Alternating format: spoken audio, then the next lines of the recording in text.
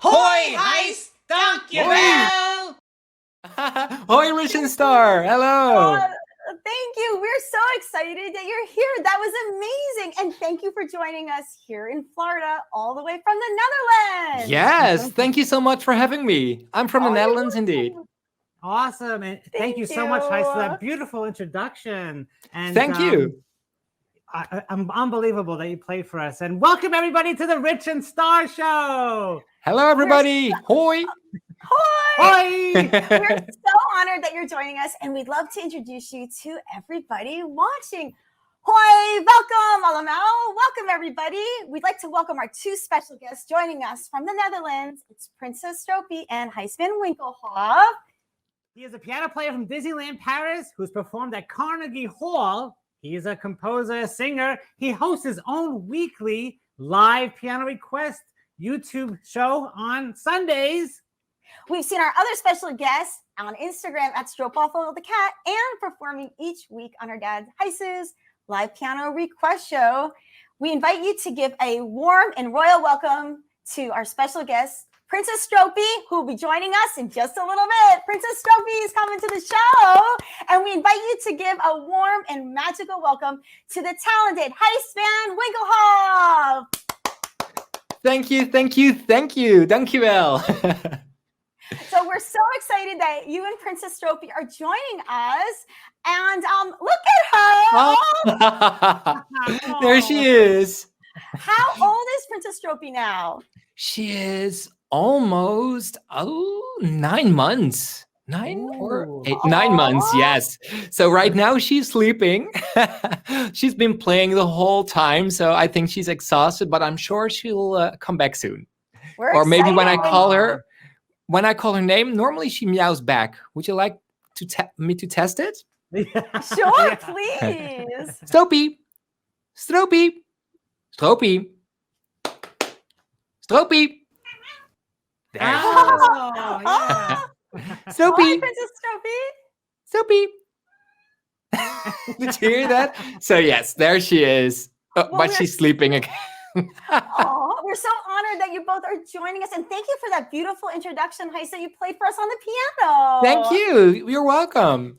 Oh, thank you for having me. Oh, thank you, and happy 1-year anniversary on Gijs Piano Live. No, thank you. I cannot believe it's a year. But at the same time, it feels like I've been doing this for years on YouTube already. So, yeah, it's mind blowing. Right, and you actually have been doing piano live streams for years prior to YouTube, right? Yes, 5 years. Yes, I started in 2015. On Periscope, and that's now it is Twitter, but it was the first live streaming app, and it was brand new, and it was really exciting. And I was like, well, nobody knows me there, so that's fun. Like, find a new audience, and it was so fun. But it was funny because in the Netherlands, nobody really knew Periscope. So most of my followers there were from the United States. So, and there is a 6 hour or 6 to 9 hour time difference. Oh my goodness. So I used to do my live streams at 2 a.m. my time. It was crazy. But like a year ago, I decided to move to YouTube. And it was kind of difficult for me because I was already using Periscope for years. But I wanted to do things with like my green screen, using my microphone, because I was using just my phone, to do my live stream. So the sound quality wasn't really good, and so I wanted to do live streams on YouTube, but I wanted it to be better quality. So I moved to YouTube, and then Periscope ended, so the app doesn't exist anymore. So I was just in time. Perfect timing. Wow. Yeah. And the great thing is that some like old viewers from my Periscope, they moved with me. But at the same time, there were also like new people who were already subscribed to my YouTube channel, but didn't know that I was doing live streams. They joined too. So that's great. And also a lot of Dutch people and French people, German, and more people from Europe are watching as well. So that's why I decided to move to a Sunday at 9 o'clock my time, and that's 3 o'clock Eastern time. So more people can watch instead of 2 a.m. You know. So perfect. Yeah. Yeah. And hey, it works out great for us too on Sundays. So Yes. it's beautiful. And congratulations moving over. Thank you. Yes. So it's already And, a year. Yeah. And Gijs, tell us a little bit about where you're joining us from, a little bit about the area. Sure. So I'm from the Netherlands, and my first language is Dutch, not Danish. Dutch, and it's a little bit confusing because we call it Nederlands, Netherlandish. So the word Dutch has nothing to do with Netherlands. But yes, so you can see the windmills. I live about like 50 minutes from Amsterdam. And if you know It's a Small World, you have those dolls, right? With the wooden shoes and the traditional clothing that's Volendam. That's about, I don't know, an hour or something from here. Like this. This is pretty close to where I live. I think I think that's Kinderdijk, and that's 30 minutes. That's beautiful. It's like you want to run through it, right? It's gorgeous, gorgeous. Yeah, so if you want to see this, you should visit the Netherlands in like March and April, May as well. But April is the best month, I think, because then you see all the tulips and flowers. Yeah. And Gijs, the windmills, are they operational? Like, do they work? Or are they? Sure, yes. I think that these are like 300 or 400 years old. They're really old. And they all have different, how do you say that? They work in a different way. Some are to move the water from one place to the other, because in the Netherlands, like most of it is underneath, lower than sea level. So the Netherlands have been underwater many times, but the windmills, used to help to get the water, to move it. But there are also windmills that are used for making flour. So some windmills, they have a pancake restaurant inside. And so that's really fun. And but they're still operational. Oh, that's beautiful. I mean, we're looking at some pictures like this. Yes, that's Amsterdam. Okay. And it's a beautiful city. And there's so much to do, so many museums.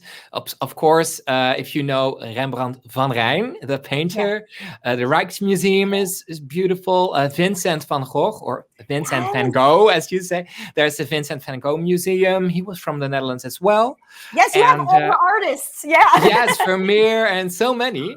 But I love Amsterdam, but I have to say there are other cities that are maybe like internationally less famous, but are just as beautiful as the Netherlands, or maybe even a little bit more authentic, because I love Amsterdam, but sometimes it feels a little bit like touristy. So instead of Stroopwafels everywhere, you have like Starbucks, and more American brands instead of our cute Dutch things, And so if you like, even though they do have Stroopwafels in Amsterdam, absolutely. But I also like Leiden, for example, or Delft, Utrecht. So those are places worth visiting too. Wow. Well, Gijs, we have so many fun things that we're going to talk about during the show today. We're going to talk about how you've studied film music, taught yourself to play the piano, that you compose music for movies, for TV, and not just the piano, that you can compose for entire orchestra too. That's right. Yeah. Yeah, and we're going to talk about you performed at Carnegie Hall and with Mickey Mouse. Mickey Mouse? Mickey Mouse?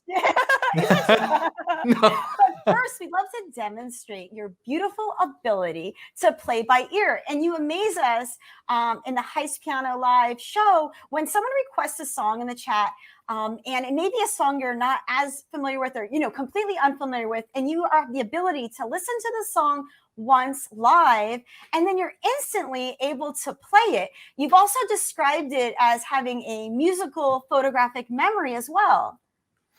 Yeah, kind of like that. I never had like piano lessons in the classical way with sheet music and everything. I started with that, but by hearing it, I could already play it. So for me, the sheet music was never necessary, and that's why I went to the composition side, because I really love to create music and make my own arrangements and stuff. So when I hear a song a few times, or sometimes it depends, then I can play it too. Awesome. That's amazing. It's beautiful to watch. Yeah. Well, you know what time it is? It's time for the Heist Play by Ear Challenge. Oh! Well, this song is from a Charlie Brown Christmas. It's called this, Skating. It's by Vince Guaraldi. Heist, do you know this song? No. Okay. No, because Would you I've like to never listen to seen this Charlie song? Brown. Yes, yes. And we Would you like to listen to the song and play it for us? Sure. yeah, we were gonna send it to you, like we'll do this live. Yeah. Right on the I'm in real time. Can we send you the actual song like through Instagram right now? Do you want to do it Sure. that Yes. way? Okay. Yeah. And yeah, it was a little bit of a challenge to try to think of what song you may be unfamiliar with. But back in when you had the Christmas in July episode, I know in the Gijs Piano Facebook group, there was a comment from Steve Blazestick mentioning the Charlie Brown Christmas songs, including this one. It's called Skating. And I remember there was a discussion where you did mention how Charlie Brown, it's not popular in the Netherlands. No, so we were like hoping. Yeah, we were hoping you were still unfamiliar with it. Yeah. I am unfamiliar. Yes, I don't know it. We only know like Snoopy, the character Snoopy. So when we don't say Charlie Brown, we say Snoopy. But I've never seen it. Like that's really strange, right? How something so popular, like a Christmas tradition, it's completely unknown here. So strange. Sure. Yeah, because everybody thinks, everybody knows that song, but you know, I think I heard it when I was talking to you, but actually it rings a bell. It's newer to us too, but it's very familiar once we heard it. We're like, oh yeah, we've heard that. But yeah, let's see. Okay, it's on its way. It's on its way to the Netherlands now. Look how quick that was. That's amazing. Yeah, that's super quick. I sent you the YouTube link because the file wouldn't go through Instagram. Okay. Shall I put it on my ear? Otherwise, if the microphone picks it up, maybe you get like copyright issues or something. Oh, that's a good idea. That's a great idea. Yeah, do that. Right? Yeah, let us know if you can hear it okay. Yeah. Okay, here we go. Let me see. All right.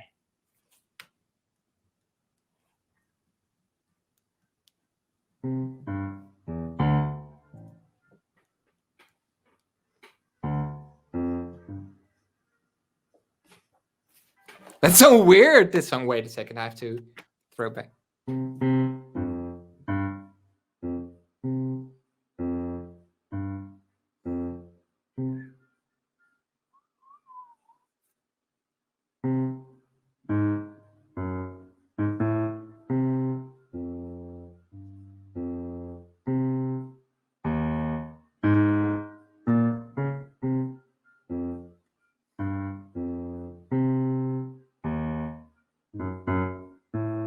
Whoa, you really challenged me with this one. It's really strange. Or strange. It's like interesting, like not like, how do you say that? Original or harmonies. 1 second. Sure. You take your time. Okay. Let me hear what you said. Here, bring it back up a little. Full screen.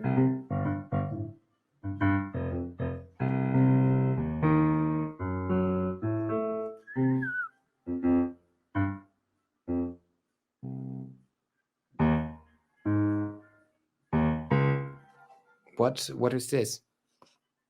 It starts over again, sorry.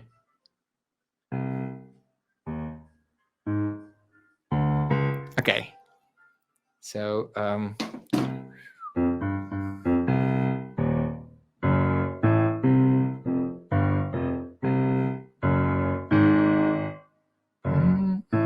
okay, yeah. This is really boring for people to watch. 1 second. Okay, yeah.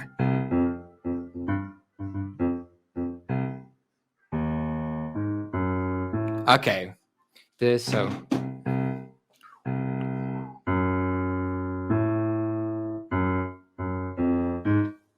This is not live. Okay, go back.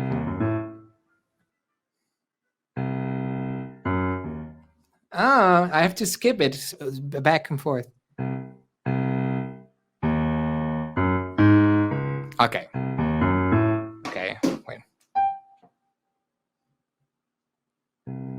This is not it, but I'm just practicing.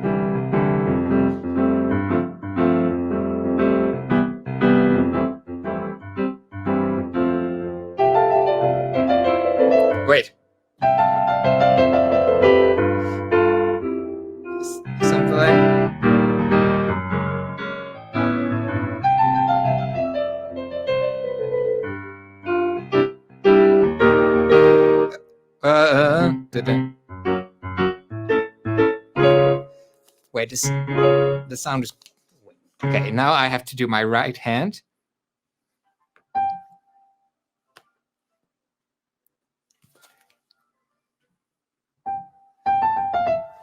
Okay.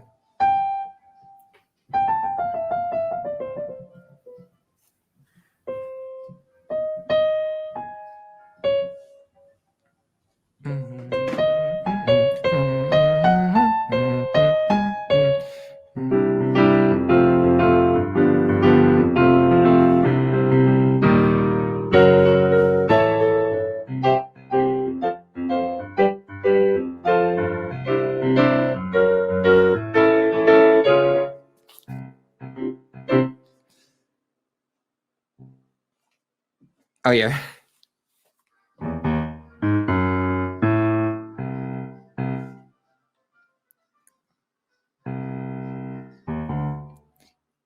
I have to move back and forth.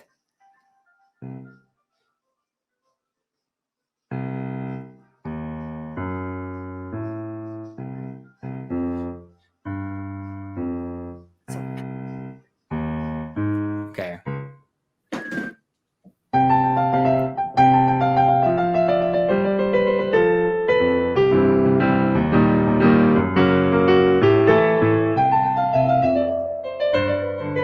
Oh, my mic. I have to. I can barely hear myself. 1 second. I have to Okay. The volume up. Okay.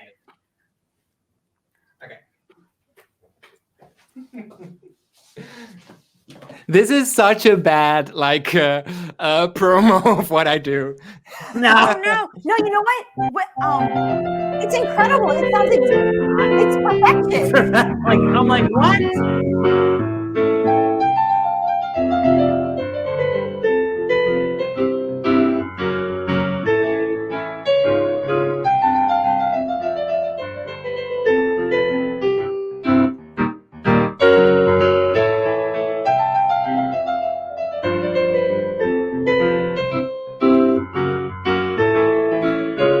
What? Right? Or was it this? Oh, you know what? That's Ice. That's perfect. Nice, that was great. Yeah. If you want to just. Oh yeah. Okay, one more time. Okay, here we go.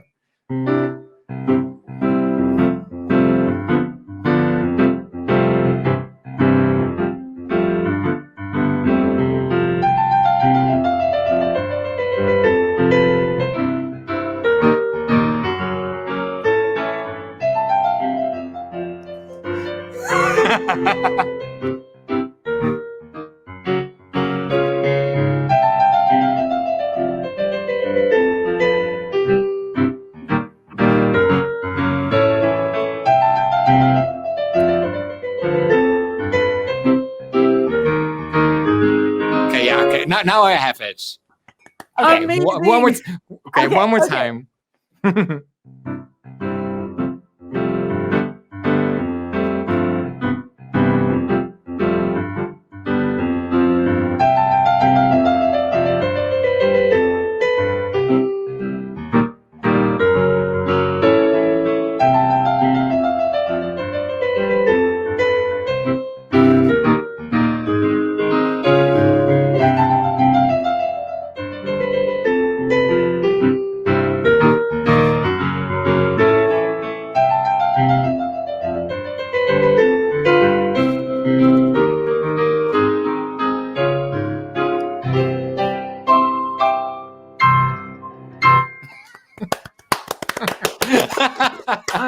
That was magnificent. Amazing.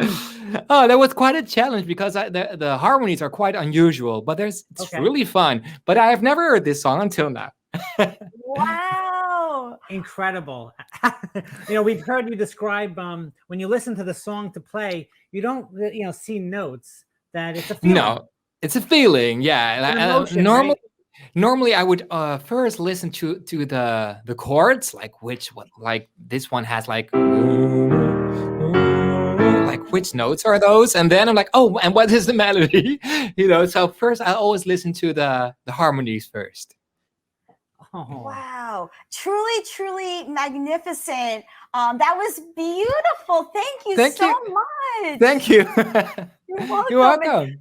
Prior to watching Gijs Piano live, I used to think that like playing by ear meant maybe somebody listened to the song for like a few weeks over and over again, and eventually they could kind of play it by ear. But for you, this was instantaneously, and it's really captivating to see this process that where you combine playing with ear and also by memory, right? And right now it was a little bit like, I'm like a little bit nervous because now I have to do it, you know? I know. It was incredible. Thank you. It was such an honor to watch you demonstrate. Awesome. That Sure. ability you had. That was so beautiful. And when were you first Do you have one more or? Oh, sure. You know, there was a challenge accepted. There was a TV show, and it was, I think you had said that you hadn't heard of it, called the a theme song to the Jeffersons. Did you hear of that from? It was, I think it's from the 70s. Do you want to put that in? Yeah, there was that's something. Jeffersons. Yeah. Oh, okay, Jefferson. Theme song. Theme song. That's right. Okay, I'm gonna send this to you. Okay. And yeah, let's see. Let me just see. Theme song. Okay. All right. Hopefully that's what it is. But if not, we'll edit it out if we gave you the wrong song. This is great. We haven't listened to this yet, so yeah. He's just letting the ad go by. Yeah, there's an Oh, ad. this is exciting. Yeah. That was perfect. Yeah. Oh my of goodness, course. that was so beautiful. I was like, oh, we got it. Hey, maybe now it'll be part of your, if you have a Christmas special this December. Yeah. Right. Yeah. Now I have a new song on my repertoire. It's called Skating. And you can kind of Skating. hear all the characters skating around on the ice. I to can that, hear it. and I can see that. Yeah, it sounds like a fun skating. Oh, there's the Yeah. link. Let me see. Okay, awesome. So hi, The I think Jeffersons there's theme song. probably singing in it. Yes, there is. But that's good. I always rather listen to like an orchestra or everything instead of just piano, because then I have to play it like the pianist. And if I listen to all the instruments together, then I hear more, you know, and there's more I could add or something. Well, we're excited. So here's the theme song from the Jeffersons. And what year does it say there? So let's see. I think this was in the 70s, right? Late 70s, I'm sure. Let's see. Let me look it up. We'll see what year. I see the comment. Someone is saying, I want this to play during my funeral, LOL. Oh my gosh. Oh, what year? Let's see. What year? He must be a comedian. Yes. What? Hey, I wonder if anybody who's going to be watching the chat can tell us what year did the Jeffersons air on TV? Yeah. Yeah. Even though, take what year? That'd be good.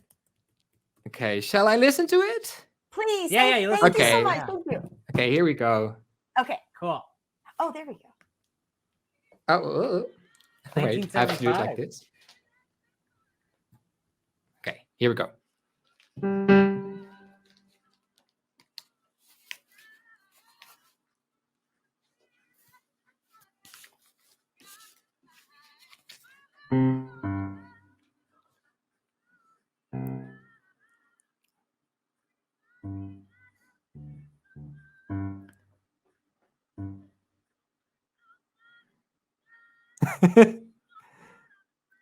Oh, it is a cappella.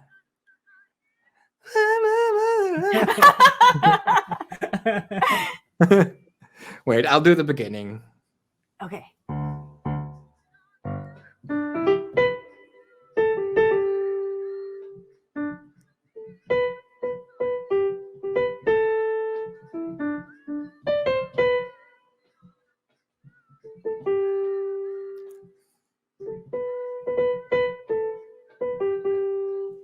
Okay, here you go.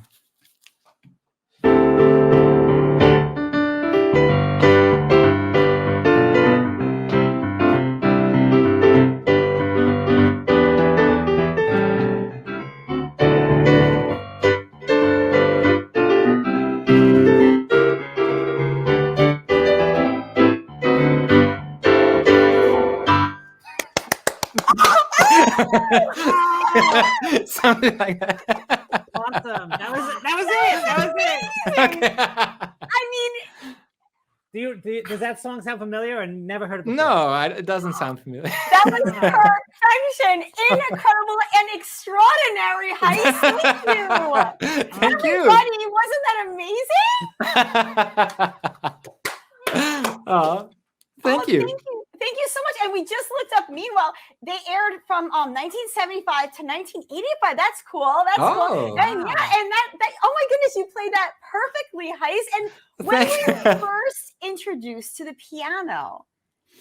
Oh, well, all my life, actually, because we already had a piano at home. And both my parents played the piano. And at one point, my sister started having piano lessons when I was about 3 years old. And my sis had that's me. Yes, that's me on my grandparents' organ. Aww. And so my sister had piano lessons, just like all the with one hand, and I was like looking at her fingers, and I joined. And later, when I was about 7, I got piano lessons as well. But all the piano lessons that I got, I already knew them. I could already play them because they were the same as my sister's piano lessons. So I could play those for years. But I kind of faked as if I was reading the notes, like, oh, what is that? Yeah. But I played by ear, and but yeah, I really didn't like piano lessons because I already played. I played with 2 hands already, but the piano lessons were like so boring to me because I couldn't play the songs that I wanted to play, and so the bag with my sheet music was next to the piano, and then the day before my piano lessons, my mom was like, Gijs, did you practice your piano lessons this week? Oh, yeah, no. Mom, can you play it? And then my mom was playing the song, and I was like, okay. And then I could play it too.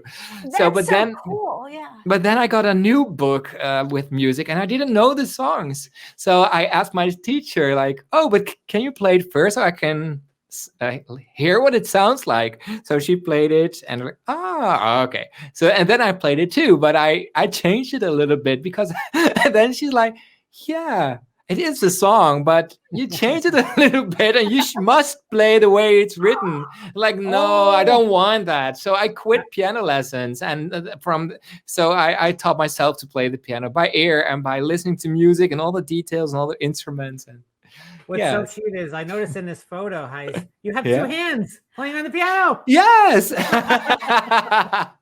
Yeah. That's so amazing. So you were making your own arrangements in your lessons the second you were hearing the music, and then you were being asked to even play with just 1 hand when you already knew how to play with 2 hands. And it was a little bit, I remember very well, my older sister, she went to see the musical Miss Saigon here in the Netherlands, and she had a CD, and I listened to it, and I played it, and I heard all the violins and all the instruments, and then I got the sheet music, and I asked my dad, can you play this? And the violins weren't there, and it was like, this music doesn't even sound like the CD, so that was like, sheet music, hate it. So that's why I really like to have all the instruments so that you can hear the entire orchestra on one piano. That's kind of it was always my goal. So did you stop taking lessons after that?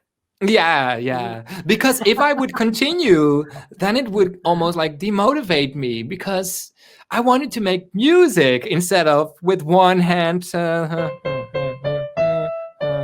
That was, I don't know, it was demotivating. And even though, of course, you learn a lot. And later I had to learn notes and everything for the conservatory.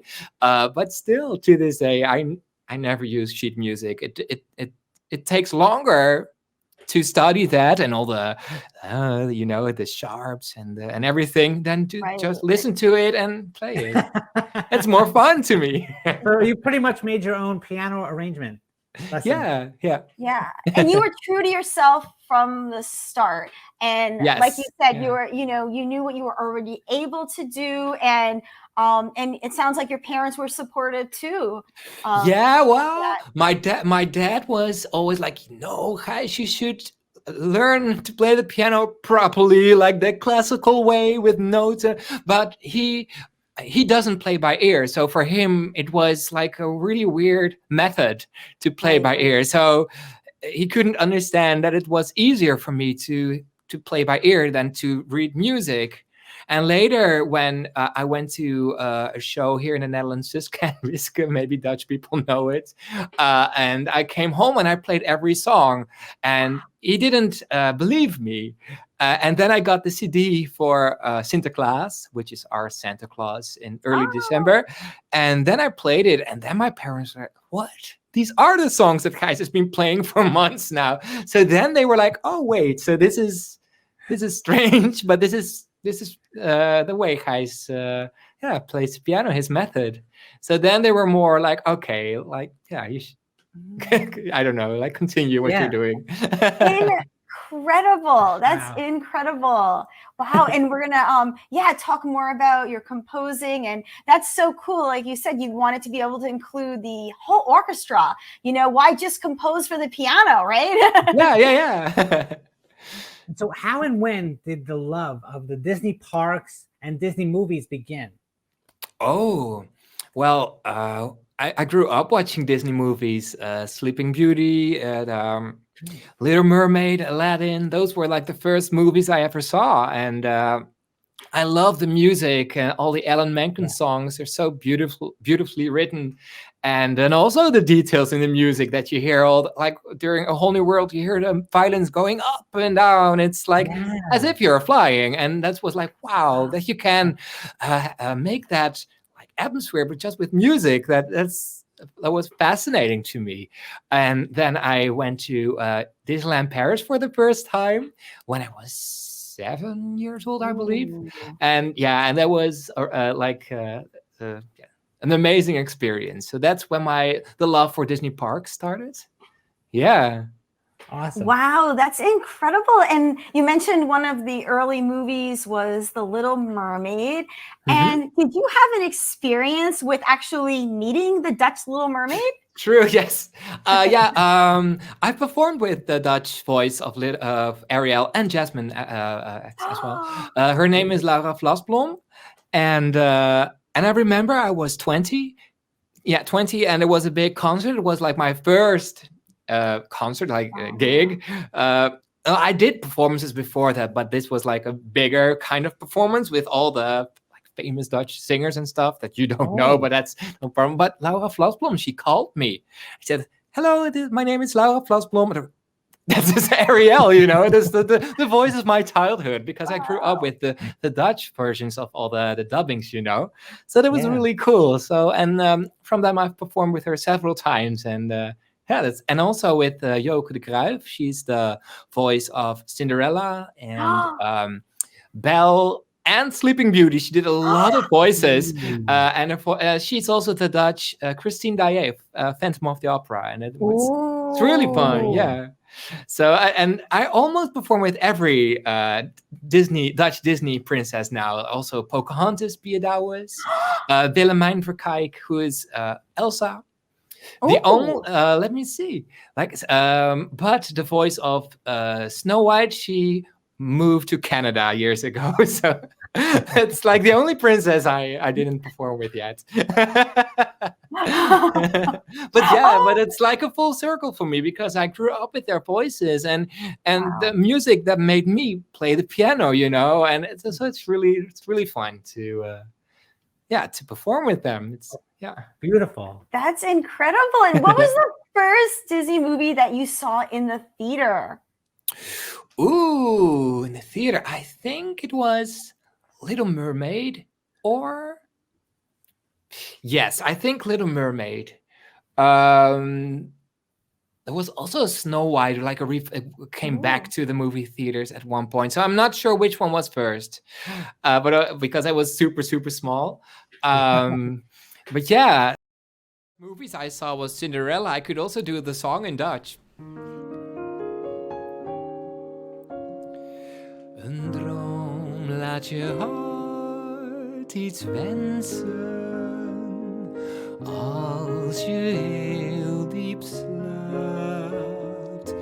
Hij zorgt dat bij vele mensen de pijn dan hun ziel snel verlaat. Een droom schenkt je weer vertrouwen. Je zorgen worden minder zwaar. Dus laat je hart niet langer treuren, want eens zal het gebeuren.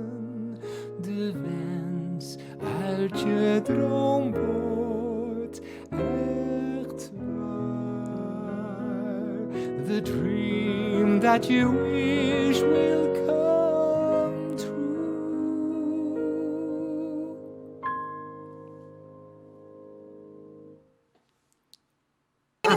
Thank you. That was Thank you. beautiful. You're welcome. Thank you.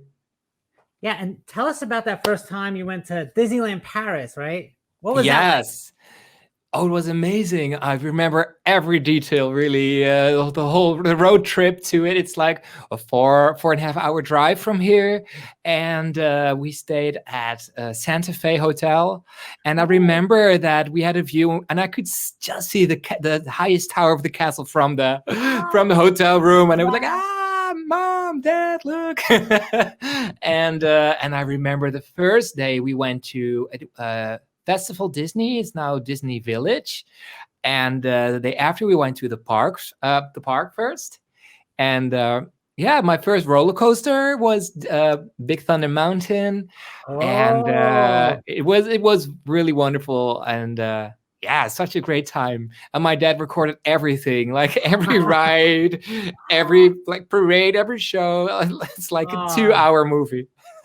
Well, we'd love if we could join you on the Thunder Mountain Railroad and experience your very first time on Thunder Mountain. We heard you brought a little clip with you of that. Yeah. That's true. And as you can see, I'm in the front. Next to me is my mom, and I was like, with my eyes closed. Let's check that out. Let's see. Yeah, tell us about it. Yeah. Yes. So that's my mom. Okay. And on the right, that's me. And I had my hair like this. Everybody had that like Harry Potter. And my dad is filming. And next to my dad is my sister. That's her. She has the highest scream. At one point, at the end, which note is she screaming? Like, oh my gosh, it is a C sharp above the high C. It's crazy. So what I really love about Big Thunder Mountain in Paris, it's that it's an island. Wow. So the first scene is a tunnel. You go underneath the water and it goes fast right away. And then this is kind of similar to Walt Disney World in Disneyland. So there's the caves, and the water, and then you go down. But over here, you can see. There's my sister. There's Phantom Man. On your mom's shoulder? Yes, I was so scared. It was my first roller coaster, and it's so funny because now I'm not afraid of anything really. Oh yeah, here. Oh yeah. There's a splash. Okay. And you have the Molly Brown. That's the boat there. Not the Liberty Bell, but the Molly Brown. My sister is saying, "Guys, open your eyes! Oh, I want to ride this again." She's freaking out here. I heard everybody scream. Well, Janneke, we heard you too. She's going to be so embarrassed. That's a cool scene right there. Wow. Yes. Wow. Yeah, look at the water. Mm-hmm. Oh, there we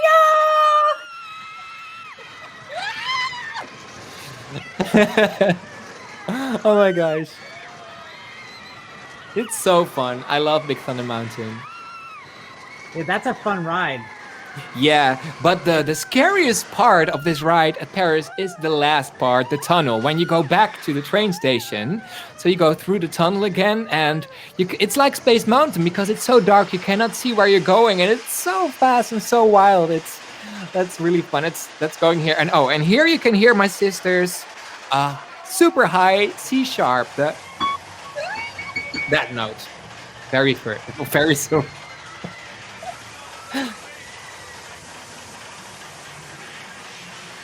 Here we go.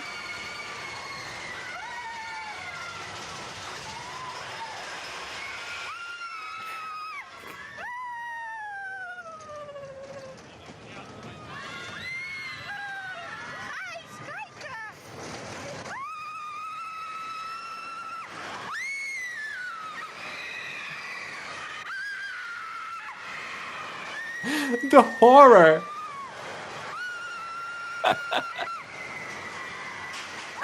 Oh my gosh. And my sister screaming. Guys, why did you close your eyes?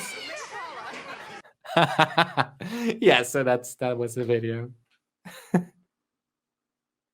Right, and it was in Paris. Yes, that's so awesome. fun. You had front row. Yes. Yeah, and I remember it like it was yesterday. And then afterwards, we rode Phantom Manor, and I wanted to ride Phantom Manor again. And so my sister went back on Big Thunder Mountain with my mom, and I did Phantom Manor again with my dad. I remember it so well. How awesome! How awesome! So did you want to play a little bit of Phantom Manor and Sure, maybe combo it in with a little bit of Haunted Mansion? So I'm going to do a little mashup between the themes from Haunted Mansion and Phantom Manor at Disneyland Paris. Here we go.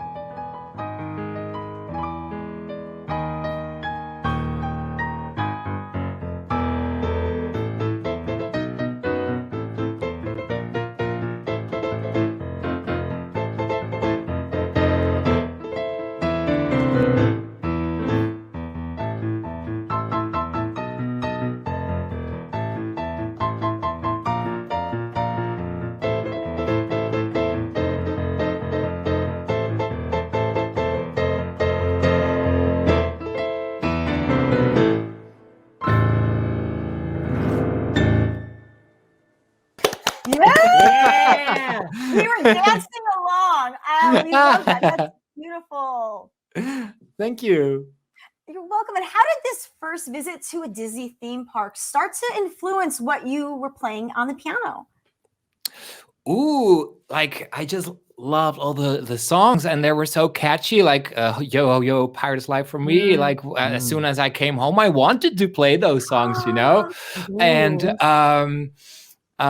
then I remember my sister. She went to a travel agency here in the Netherlands, and there they had like Walt Disney World vacation planner videos, and she knew that I was already a big Disney freak, but I didn't know anything about Walt Disney World at that point. Right. And but I always wanted to go there, even though I didn't know what it was. And or what the Oh. differences were, because I was only used to Disneyland Paris, And then my sister went to that travel agency, and she did as if she was planning a vacation to Florida just to get the free video, the film. I love it. That's awesome. So I watched that And well video hundreds of times over and over again. And then my neighbors went to Florida, and they brought like the park maps with them for me, and I studied them, and I looked at the maps all day. And then I did a school presentation about Walt Disney World, even though I've never been there. That's kind of You're crazy. the expert. Yeah. That is so cute. And so when you visit the parks now, like when you visit Walt Disney World, you must be like the expert tour guide, and you can lead away. Yeah, and it's so funny because as of course, like now I've worked at Disneyland Paris, of course, but before I started to work there, I've been to Walt Disney World more often as a tourist, also because friends of mine live right next to Magic Kingdom. So I visit them, of course, but I feel like I know every corner. And so that's wonderful. It feels like going home. But Disneyland Paris as well, those my first, of course. Do you still pick up a special map every time you enter the park? No, I don't know. Like, well, you don't need them really, right? Because you know where. Right? Yeah, Well, That's true, right? but I remember last year when I last worked at Disneyland Paris before everything closed. It was March 2020. I just came home from Walt Disney World, and I remember I was suddenly confused. Like, what? It's Discoveryland here, not Tomorrowland, and Pirates is in Adventureland, or there and not there. Like each Disney park is different, of course, and I remember that it was kind of confusing. Like, whoa, it's similar but different. Yeah. Yes. Would you like to take us on a musical trip around the Disney parks, and maybe with a sampling of some Disney park music from many of the different Disney worlds, maybe some of the different ones that you've visited the Disney parks around the world, and those in the chat could guess what attraction or which theme park you're playing from, and they could put that in the chat, and then we'll also put the answers on the screen. And we'd love it if you would take us on a little Disney trip around the world, please. Yeah. That's a great idea. Woo. Did you see that? My stool went down. We have bloopers. Oh no. Yeah. It feels like at the Polynesian, you have the Trader Sam's. Yeah. Have you ever been there? And I did go once in there. Yeah. Yes, and then my friend ordered a drink, and then my stool went down and down and down. That reminds me of it. It's a magical bar. And enchanted. Yeah. Oh my goodness. Was that like part of it? Like, was it supposed to? It really went down. But I didn't notice it until the waiter, he was like, "You're looking a little bit down today." Like, down? I'm not. And then suddenly, like, my friends were up there, like, oh. It was super funny. Well, next time we go, we're gonna ask for that special stool and try that out. Yeah. It's really funny. All right. So shall I play some songs and then everybody can guess? Thank you. Okay, let me see. So I'll do some easy ones that everybody can play along to, but also some obscure songs. The first one. Okay, here we go.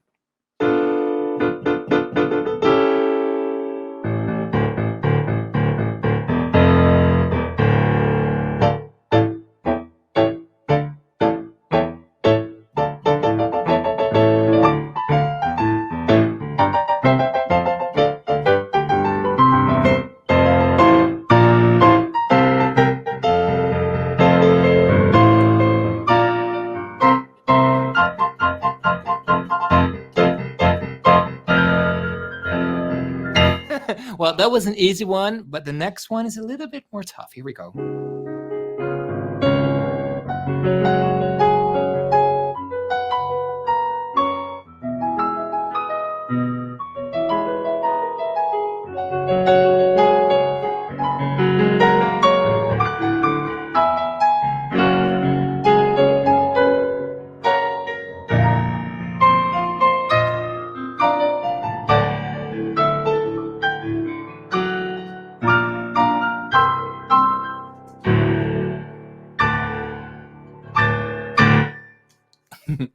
Did you get this one, Rich and Starr?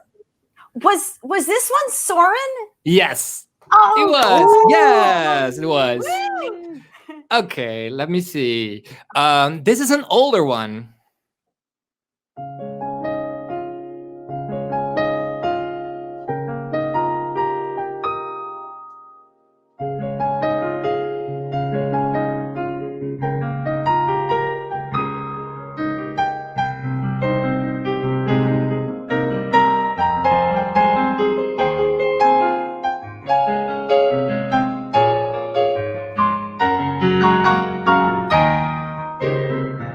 Do you know this one?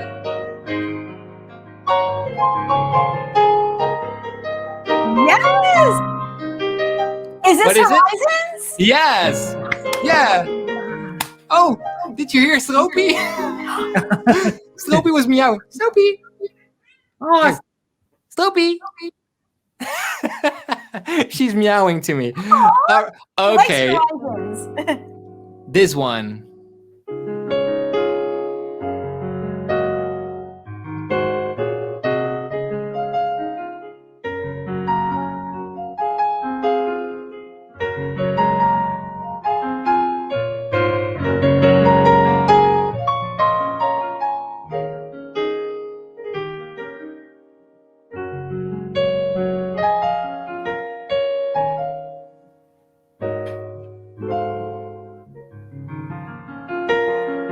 Next one.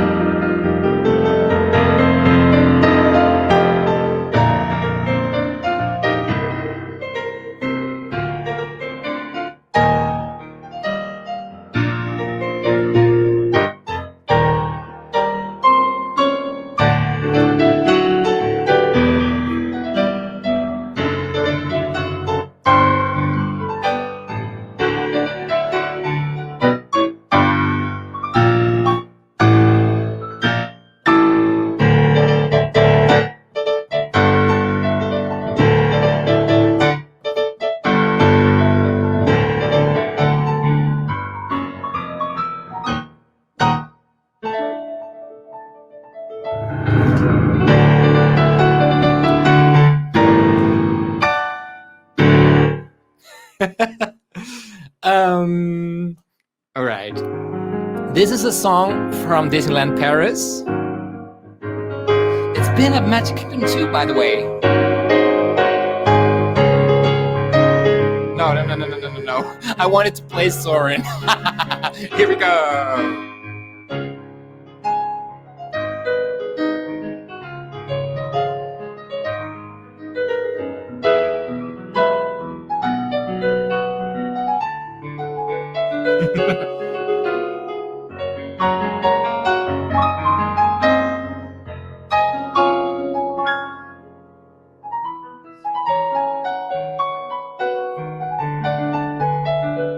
Do you know this? No, I don't know this one. Beautiful. It is from The Timekeeper. oh. Yes. I Le remember Vi- Le- that attraction. Yeah. Yes, Le Visionarium at Disneyland Paris, and it was my favorite, and they Oh. removed it. Isn't that sad? Yeah. Yeah. Ooh, and we heard some wishes. Yes, wishes, and do you know this one? Is that from Epcot? No, Why can't I think? it starts I with rem- oh, it's Stroopie. Oh, yeah. Here. It was Fantasmic. Oh, awesome. Oh, thank you. That was so much fun. Thank you. Oh, Took us everybody. around the Yeah, parks. that was so much fun to visit the parks with you. Yeah. Yes. So cool. So cool. And was there an experience that you had in watching a movie, maybe in the movie theater, that really started your interest in wanting to compose and produce music for movies, for film? Oh yeah. Of course, while watching Disney movies, but really like composing myself. I think it was when I watched The Empire Strikes Back for the first time. And it was the first Star Wars movie that I ever saw. So I skipped the first one, A New Hope, for some reason. It was on television. And my sister said, because my sister, she watched the first one, and they broadcast the movie each week. Each week there was they played a movie on the TV. And my sister saw A New Hope, and she said, "Hey, you should watch next week because you're going to love it. And it's exactly like Star Tours at Disneyland Paris, you know." And oh, it is. And because when I went on Star Tours, I didn't know Star Wars, so it was just, for me, it was just this adventure, you know. And then I saw C-3PO, I was like, what? That's it. I know him from the ride, you know. So that was, and then I heard the music, and I was like, wow, like, this music does so much to the whole atmosphere of this movie. I want to do that too. Oh, that's so cool. And that's so cool that when you saw the movie, you're like, oh yeah, I remember C-3PO from the ride. Yeah. Yes. So it's the other way around. Yeah, that's so cute. That's so cute. And so Empire Strikes Back was a huge influence on you then musically. That's absolutely, that is so cool. Would you like to play a little bit of Star Wars music for us? And we've got a background up for you too for some. Oh.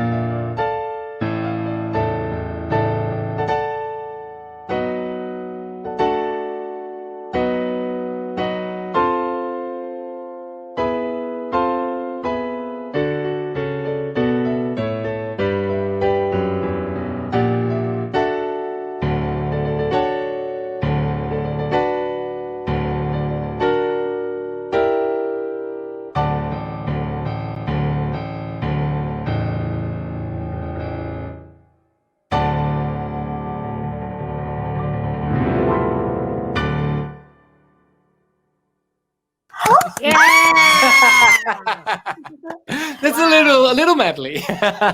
You took us to the movies. Yeah. Thank Star you. Wars has amazing music, right? Absolutely, yes. Like mind blowing. And What did you feel when you first heard Star Wars music? Well, it was like mind blowing because I think Star Wars without the music is just not Star Wars. For me, the music makes the whole franchise really like, because each character has its own melody. When you hear like, oh, that's Yoda, or then you think of Darth Vader, and each character has its own melody. And if you listen to the music alone with just the music, the soundtrack, you can follow the story, and it's fantastic. Absolutely, each note has a scene. Yeah. So it's so clever. It's amazing. Yeah. And you get chills hearing it, right? When you watch New Hope, you're like, it's like watching it for the first time, right? It's like that's how cool it is. Yeah, I can just imagine what the audience must have thought in 1977 when they first saw the movie. Like, they didn't expect it to be this epic, and beautiful. Yeah. Would you say like Star Wars changed your life? Kind of, yeah. Well, yeah, because the music that made me want to compose and experiment with making my own music, even though I did it a little bit before that too. But when I discovered like John Williams and also E.T. and all of his whole repertoire, that was really like, wow, just amazing. That's when I wanted to make more like orchestral music as well. Wow, it certainly feels like that we're at the movie theater with all this film music talk. And are you guys getting a little hungry? Yeah, we were thinking of getting to the concession stand for some snacks because we were hoping that you could teach us how to eat our very first Stroopwafels. Is it your first? What? It'll be our first. And we actually sold them at the movie theater concession stand right here while we're watching Star Wars. Yeah. We'd be so honored if you would teach us how to eat a Stroopwafel the proper way. We're going to go get some hot tea. Is that how we should start? Sure. Yes, that's a good one. Yeah, hot tea. Awesome. Yeah, never then, before. First time. It's a Stroopwafel taste. Welcome back. It's time for some Stroopwafels, and we're here joined by Princess Stroopie. So we're back here with the real life Stroopwafel, Princess Stroopie the cat. Yes. And, oh, how adorable! And she's your co-star on Gijs Piano Live. Absolutely, Stroopie. What? Here she is. Everybody, it's Princess Stroopie. Gijs's Kitten. Welcome, Princess Stroopie. Welcome, Princess Stroopie. Oh, she's pushing the microphone. And you know what's so cute? Stroopie has her own line of merchandise at the Van. Yes. And so we have I have the Summer Aloha Princess Stroopie collection. And which has the classic one. The classic, and then I have awesome. Princess Stroopie t-shirt too. Yay.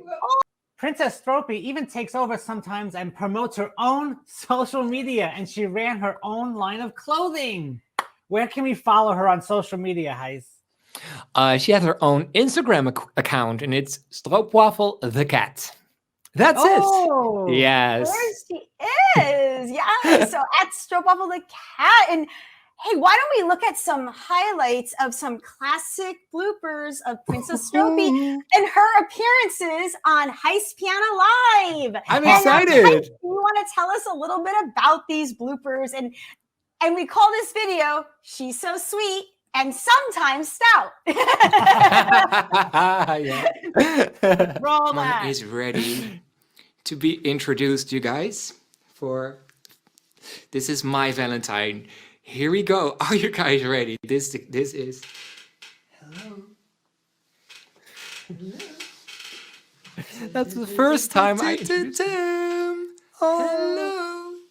Look who's here. I'll introduce you guys. This is Stroopwafel. This is Stroopie. Ooh, she's still very playful right now. Oh my gosh, she's tiny. Yes, this is Stroopie, my cat, you guys. Whoop. Oh my gosh. Yesterday I got her. I'm a cat dad right now. Thank you for watching. This is me, Gijs, and Stroopie. Hello guys, welcome. So this is Gijs Piano Live episode 36. And today I'm going to play your favorite songs, and Stroopie is very playful right now. I think it is time for her to slaap lekker. In the front row.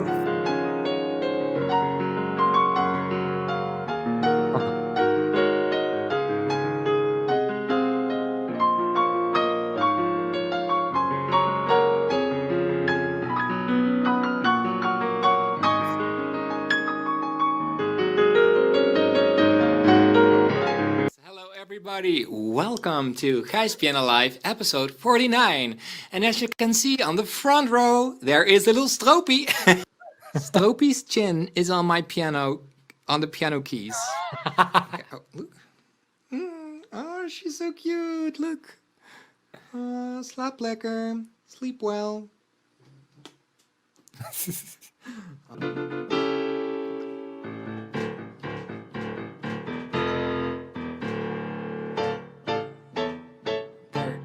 Stroopie.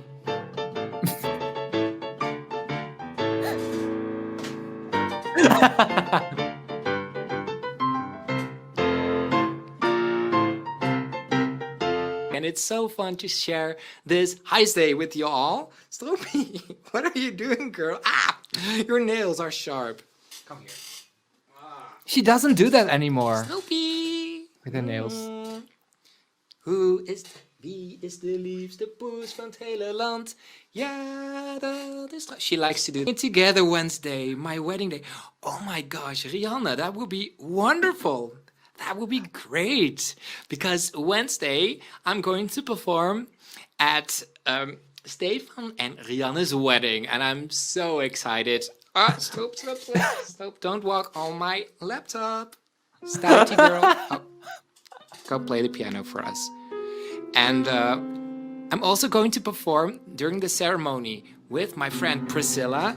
And this weekend, Friday and Saturday, we've been rehearsing and it's going to sound amazing. I'm really excited about it. But that would be a great idea to sing this song together, Rihanna.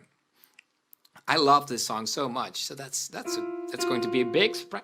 Stroopie, don't be so super obsessed with my laptop. She is. Will come true. What are you going to do? The story will come to life. She did.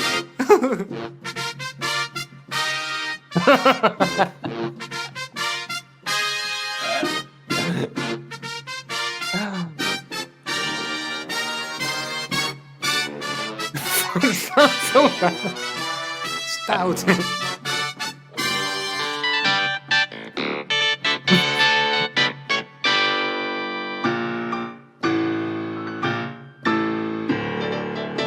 Stroopie, she is laying on my laptop.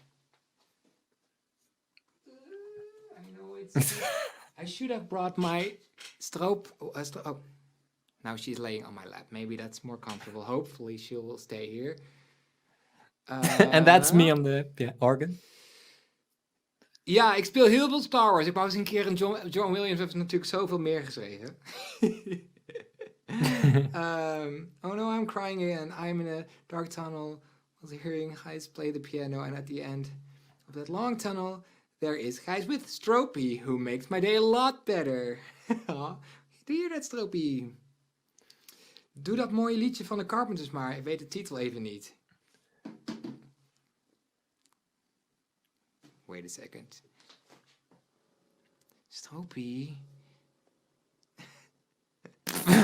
I need a pillow or a blanket so Stroopie can sleep here comfortably. She wants to play, you guys, because I've been working on the video too.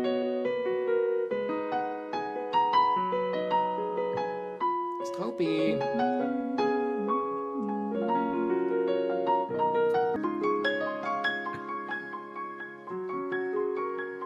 Oh, yeah.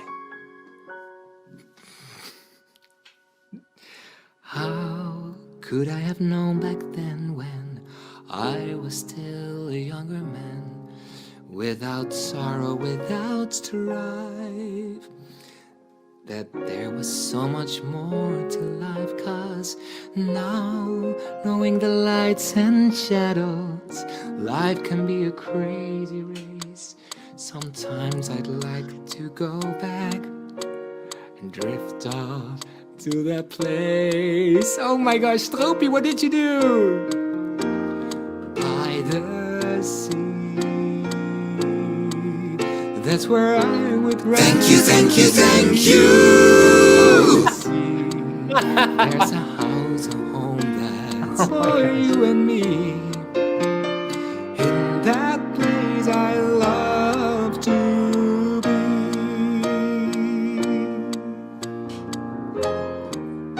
Stroopie, it's not a bad click. It's a good tempo. How are you doing? Whoa, Stroopie! Ah, Stroopie! Oh, Stroopie. Hello. He still leaves. Oh, let me see. Whoop, she's back. Stroopie. Oh, she's being stout today. So where are you all watching from? I see. Sunny California. Hello. Oh, Canada. New Jersey. Belgium.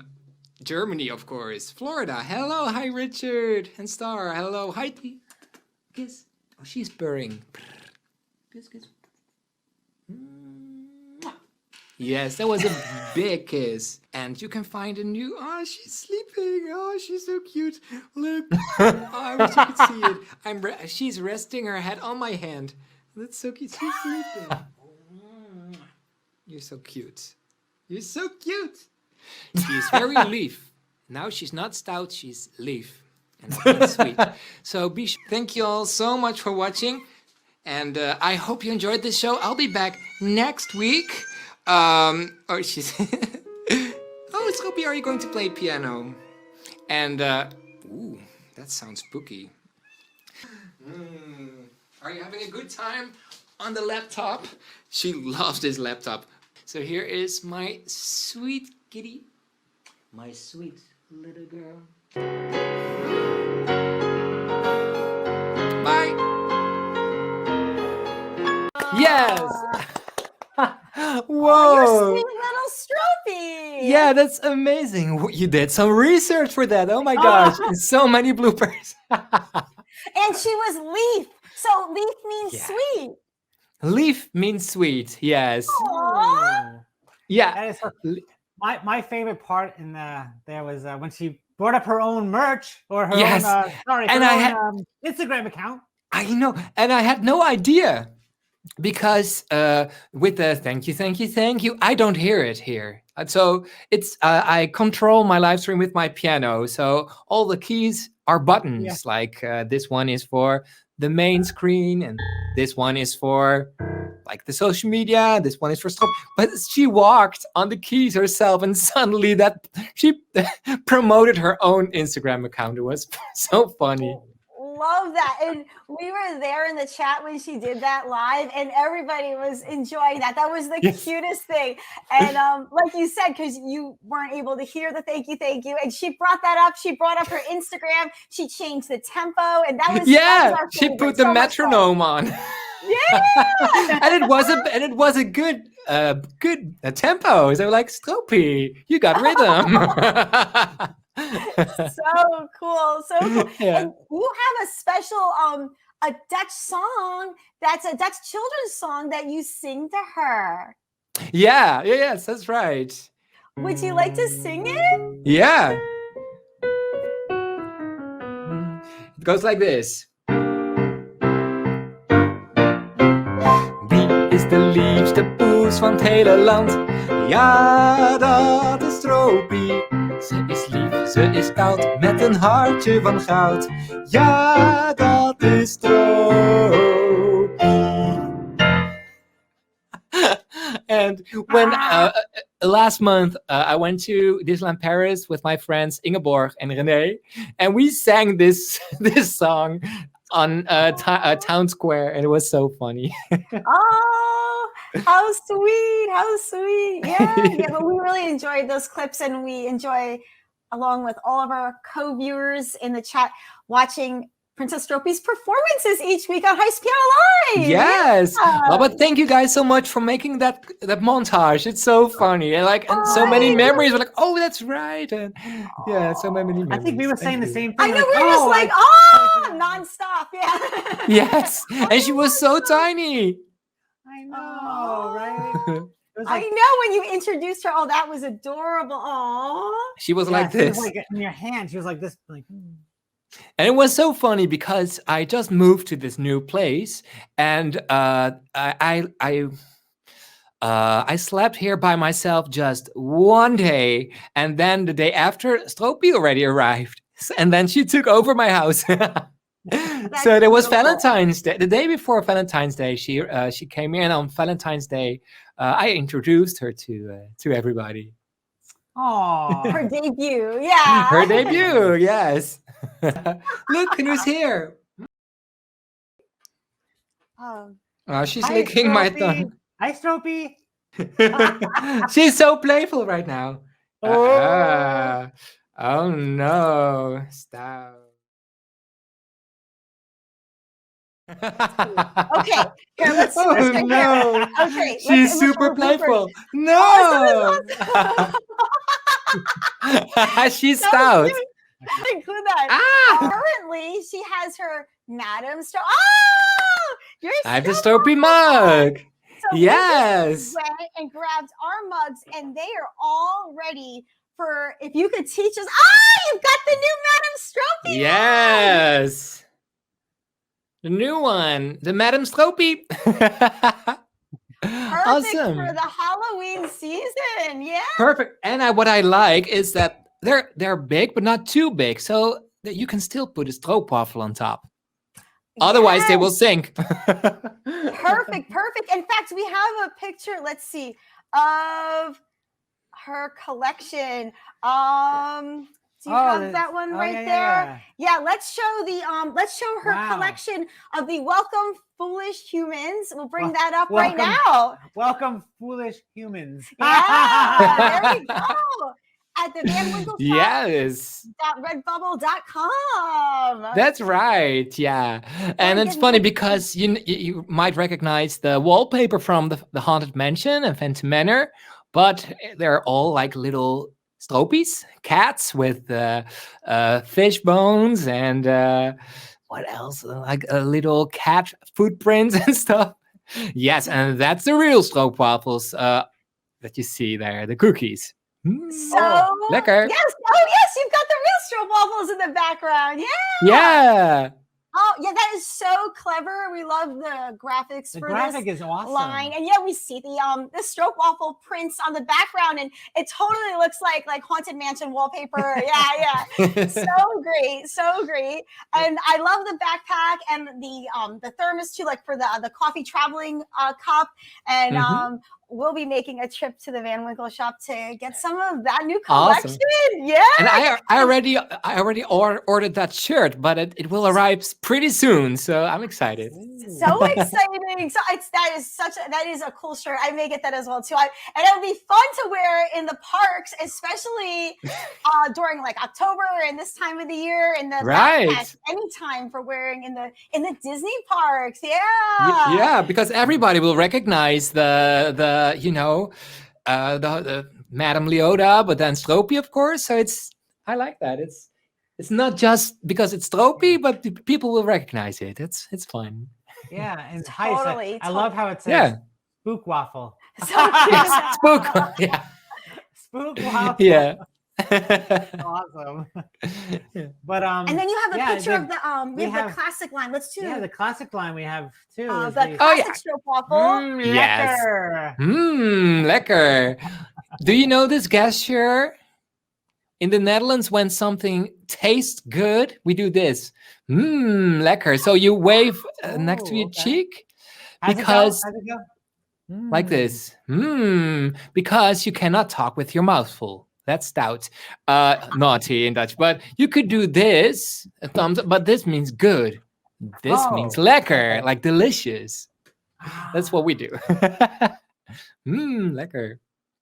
Lekker. And I remember Yeah. you saying that at Gijs Piano Live once, because you said if like the waiter or the waitress, like the server comes by and says like, how's your meal? And your mouth is full. So you're like, oh, or you can just do this like, yeah, everything's good. But I like Lekker. that. We'll Yes. have to try that when we're eating our stroopwafels in a second. Yeah. Oh, yeah.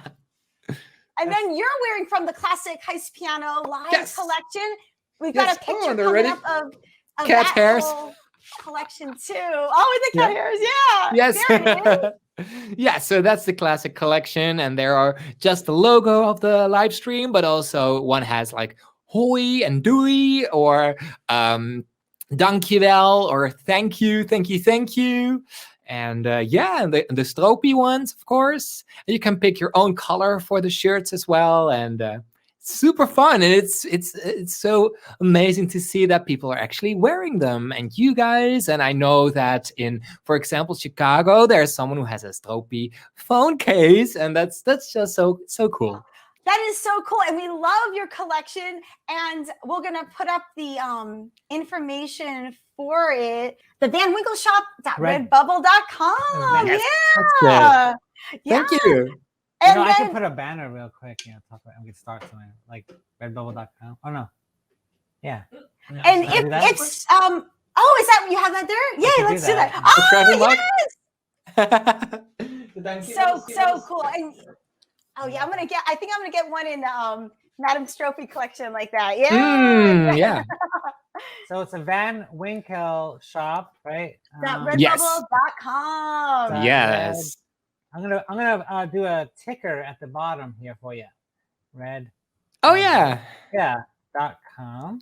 We Cool. can find all this merchandise, these collections at vanwinkelshop.redbubble.com.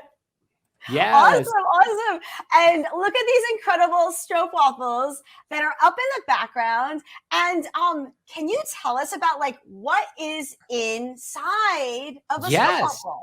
Well, you might know Gouda cheese. Gouda is the city here in the Netherlands, but we pronounce like Gouda. So it's actually Gouda cheese. But they're also famous for their stroopwafels. They are also from Gouda. And it's like it's like one cookie, and it's in a press, in a waffle press, and they bake it very quickly. So, and then when you remove it, it's still like very flexible, and then they cut it in half. And then they put like a stroop in between. Stroop is like syrup, but a little bit different. It's we put stroop on our pancakes, but it's stroop with vanilla and cinnamon, and it's kind of like caramelly. And they put it in between, and then then it's like a waffle. And we eat it like when we go to a stroopwafel bakery. There's baked freshly, so then they're still hot, and the best thing is that the caramel in the middle is still warm and gooey and everything. But if you buy them like this, then they're harder, of course. But if you put them on a cup with, for example, hot coffee or hot tea, and you wait like a minute or so, then because of the heat, the caramel starts to melt again, and then it's like you're eating a fresh baked one, and it's very lekker. Lekker! Oh, look, you're prepared. Yes. So now you only have to wait a little bit, and then you can take your first bite. So the heat from the coffee or tea melts the caramel. Yes. Yeah. And you could also, put it in the microwave for 10 or 15 seconds. But this is a good one because then you have your that's how we do it. Yeah, it's really good. I'm so excited that you're teaching us how to eat our first stroopwafels. We got our stroopwafel mugs, our stroopwafel shirts. That's perfect. Yeah. The very first time trying. Totally. We're so excited. Yeah. Yes. Is there a special toast we should say in the Netherlands? Yes. For example, we say when you drink something, we say proost. Proost. Proost. Yeah. So in Gouda, there's cheese markets everywhere, and you can get fresh stroopwafels Can Yes. we live in Gouda? Yes, you should. And it's beautiful, actually. Like the city hall, I mean, it's really beautiful. It's really old, and Wow. it's really, it's worth it to It visit sounds that like that. place. It sounds like I'd love to live in Gouda. I mean, Gouda. Yes. Is it Yeah, weird? yeah. Actually learned the correct pronunciation from you on your show as well. Yeah. Mhm.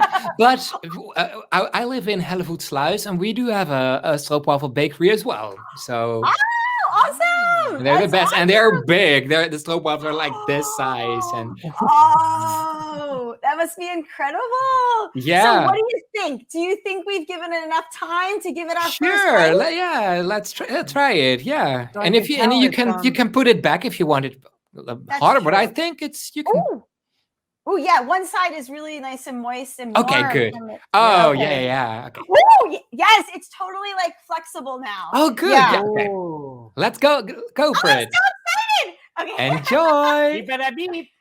Eet smakelijk. Ja, hyper de piep. Okay, here we Here go. we go. Our Ready? first Okay. stroopwafel. Stroopwafel. Lekker. Oh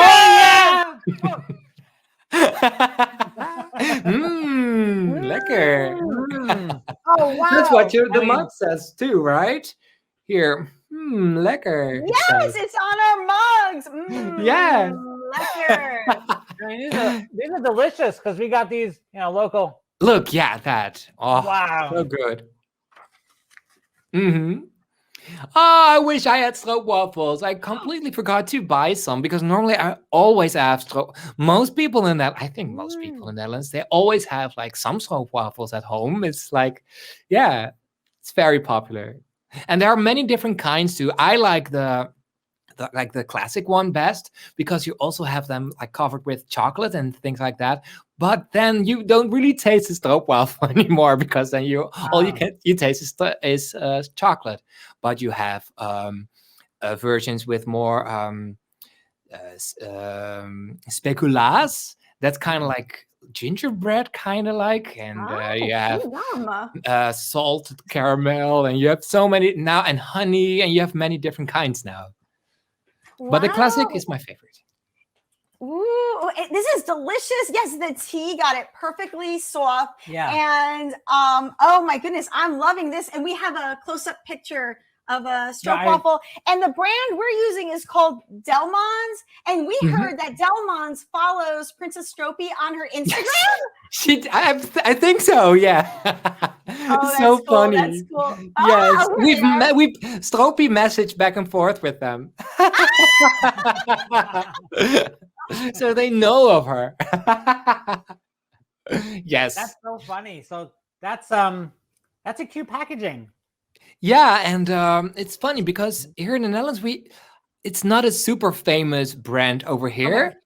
But they are from the Netherlands, but they're a bigger brand in the United States. And when you fly with United Airlines, I believe, when you order some coffee, you get a tiny, like a mini stroopwafel, a Dalmans. So that's No that's really way. fun. Yeah. So yes, It's very very, very good. Sweet, but delicious. Oh, this is delicious. And there's a close-up picture where you can see with the layers. stroop. Yes. You call it stroop inside? stroop. Stroop. The stroop. Yes, You but see it's the with stroop two O's, inside? but we pronounce like stroop. Yes. Beautiful. Oh, it's unbelievable. And it stays soft. Yeah. And for our first time, I love it. I think I'd be addicted if I Oh lived in the yeah. Netherlands. Yes. Yeah, and so the Stroopwafel bakery is here every Saturday. It's and when you walk and you smell the freshly baked ones, it's really difficult not to order one big one or packages with smaller ones. Yeah. So good. And Gijs, these bakers that make these over there, have they been in business like forever? Like Oh sure, yes, forever, yeah, and they make it like in front of your nose, and they're the best. And I every time I go to United States, to Florida, and I see my friends, they always ask me if I could bring a few packages of freshly baked stroopwafels, and then you can really taste it. Even though this is already very lekker, but if you try the freshly baked ones, then you taste the difference, and it's even better, I think. Wow, I know. So like- one time I had 20 packages of Stroopwafels in my suitcase to Orlando to give to my friends and people. That is awesome. That is awesome. Guys, I could do this. You could give. Oh yeah. Oh wait. Yeah, here. Yes. Oh my goodness. These are so good. As soon as we're done, I'm gonna have a third. Yeah.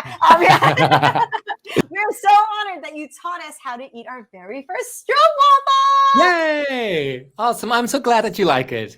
So Some delicious, Dutch culture. Whoa! I'm done. I wonder if we can buy the Stroop separately, because we could put them on the your panakoken recipe. No! Yeah. Sell that in the United States, the Stroop. Maybe. Oh, here they sell it. Here they sell it everywhere. Stroop. So yeah, and for the Stroopwafel, they add some cinnamon and vanilla extra, and there are some extra ingredients, of course. But yeah, that's how we eat our pannenkoeken with Stroop. It's so good. Wow. Can you tell us a little bit, Gijs, about your Walt Disney nighttime medley that you sing with the amazing Priscilla Falls? Yeah. Yeah. So it was like January 2020, I think, and I was playing Disney songs with this piano. That, for example.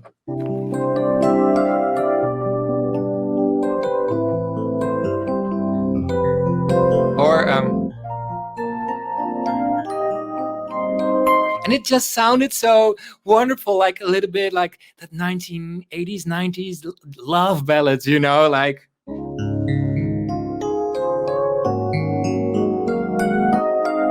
But I played all the park songs with this piano, and it sounded so nice and, romantic in some way. And so I thought it was a good idea to record nighttime songs from the parks and make a medley. And it's like from the last 50 years, like music from back in the 70s, shows that are no longer there, like Spectrum Magic or certain shows at Epcot or Hollywood Studios.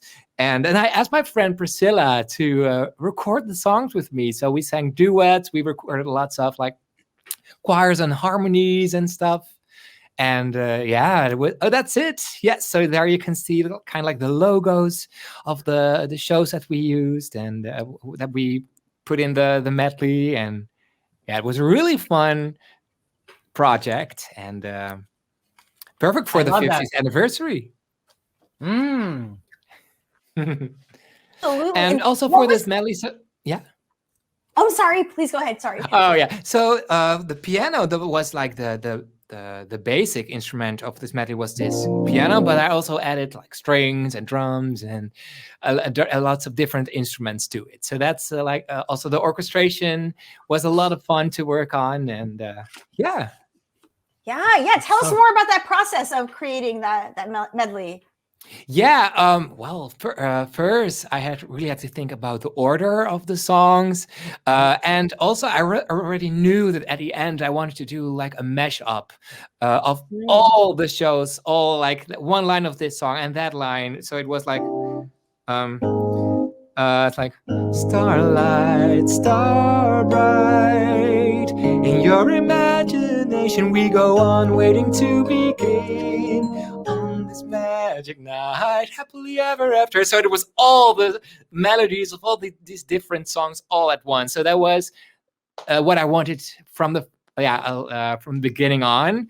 And yeah, first the order, and I played it on piano first, and then we recorded all the with Priscilla and we recorded all the vocals, and then I added all the other instruments, and then suddenly I completely changed the order.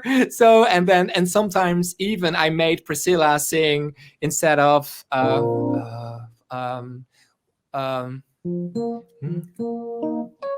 twinkle of light, the tower so tall. Do you know the projection show? It was the first projection show on the castle. First Priscilla was singing a twinkle of light, a tower so tall. But then I made her sing. A twinkle of light, a tower so tall. And I was singing a twinkle of light. So I completely changed her recording. So, and when she heard of the final product, was like, what? Well, and all those harmonies, like, so it was really cool to really mix and add more voices and double things. And yeah, it took a long time to make, I have to say, but it was really cool. What an incredible medley that you both created, Gijs, and we love it. So I brought the video with me. So would you like to see a little bit of that medley? Please. Yes. Yeah, so enjoy your stroopwafel. And here is the beginning of the Walt Disney World Nighttime Medley. Thank you, Gijs. Welcome.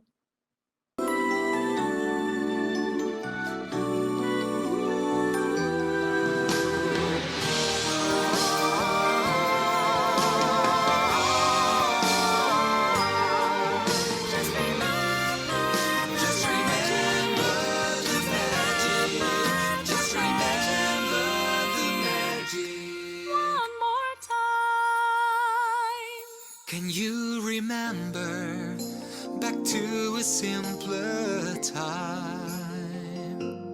Back to the watercolor days that still run through your mind. Oh, I remember just my old friend and me, running through an open field the way it used to be. Magic night, a million stars will play beside us, cast a spell of light, glimmering, shimmering, carouseling round the world tonight. A symphony in spectral magic, pure enchantment lights our way.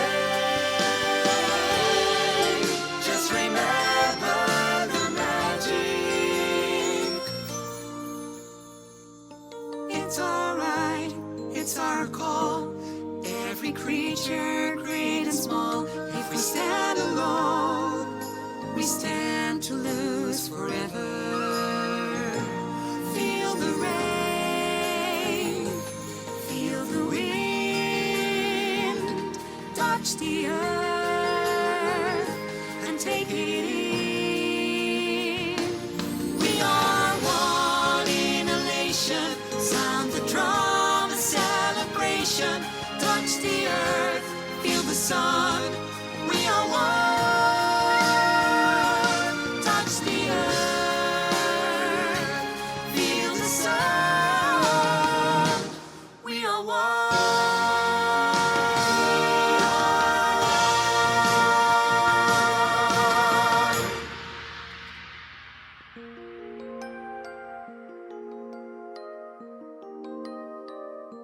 A twinkle of light, A tower so tall. a princess prepares to have her big night at the ball. Wish on a star wherever you are. Wow. Beautiful. Incredible. Yay, thank you. And that was that part you were talking about, right? With the Yeah. So And, cool. and Rivers of Light. Oh, it's not coming back. It's so sad. No. I know that the show wasn't really super popular with everyone, but I always love the music and the atmosphere, and it is the only nighttime show that Priscilla saw in person. Because she's only been to Animal Kingdom. She's never been to Disneyland Paris either, and that's crazy, right? Wow. Well, how cool. Yeah, how cool that she saw that show. Yes. We we actually never got to see that show. Aw. At the time, it was about to begin, and I think they were having like technical difficulties, and they did some Right. temporary show prior to it coming out. Was So it we like Jungle Book, actually- right? I'm sorry? Jungle Book show? Yeah, I think it was. Maybe that was. Yeah. Yeah. So we got to see something that was like very Yeah, the filled temporary. in. Yeah, Mhm. yeah. We were So, sad. and to all of our viewer friends watching, please keep in mind that Priscilla Fultz and Gijs Van Winkelhof are not singing to an existing Disney soundtrack. That Gijs composed, arranged, and produced every single note of that music that we all just heard. Yeah. Thank you. Yeah, it was super fun to work on because I love these songs so much, and I was thinking, how can I I have medleys, I have Epcot and piano medleys on YouTube, and I played Wishes and the whole Happily Ever After song show, and then with this I was like, some of the songs are very well known, others are not, and it was really cool to make like a compilation of all these songs. Wow. And both of your singing and all the music, it sounds exactly like the Disney song. So it's totally extraordinary what you both created. Thank you. Thank Oh, you so you're much. welcome. Thank you, And- Bel.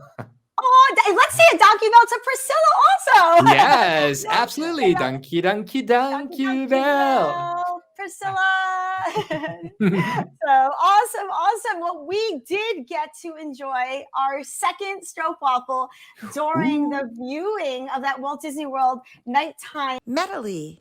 and it's really special, like especially with this medley, and it's one of the first medleys that we listened to, and I think it was probably before we even watched you live that we came across Yeah. that medley, and it totally awakens our Disney memories, and we're taking back to that moment where we first heard it, whether it was in the park or Yeah. on a movie, and to what we felt then. And your music gives us all Kitten Bell. Ah, Kippenvel. Ah, that's goosebumps. Yeah, aw, thank you. What is it about Disney music that gives you Kitten Bell? Oh yeah.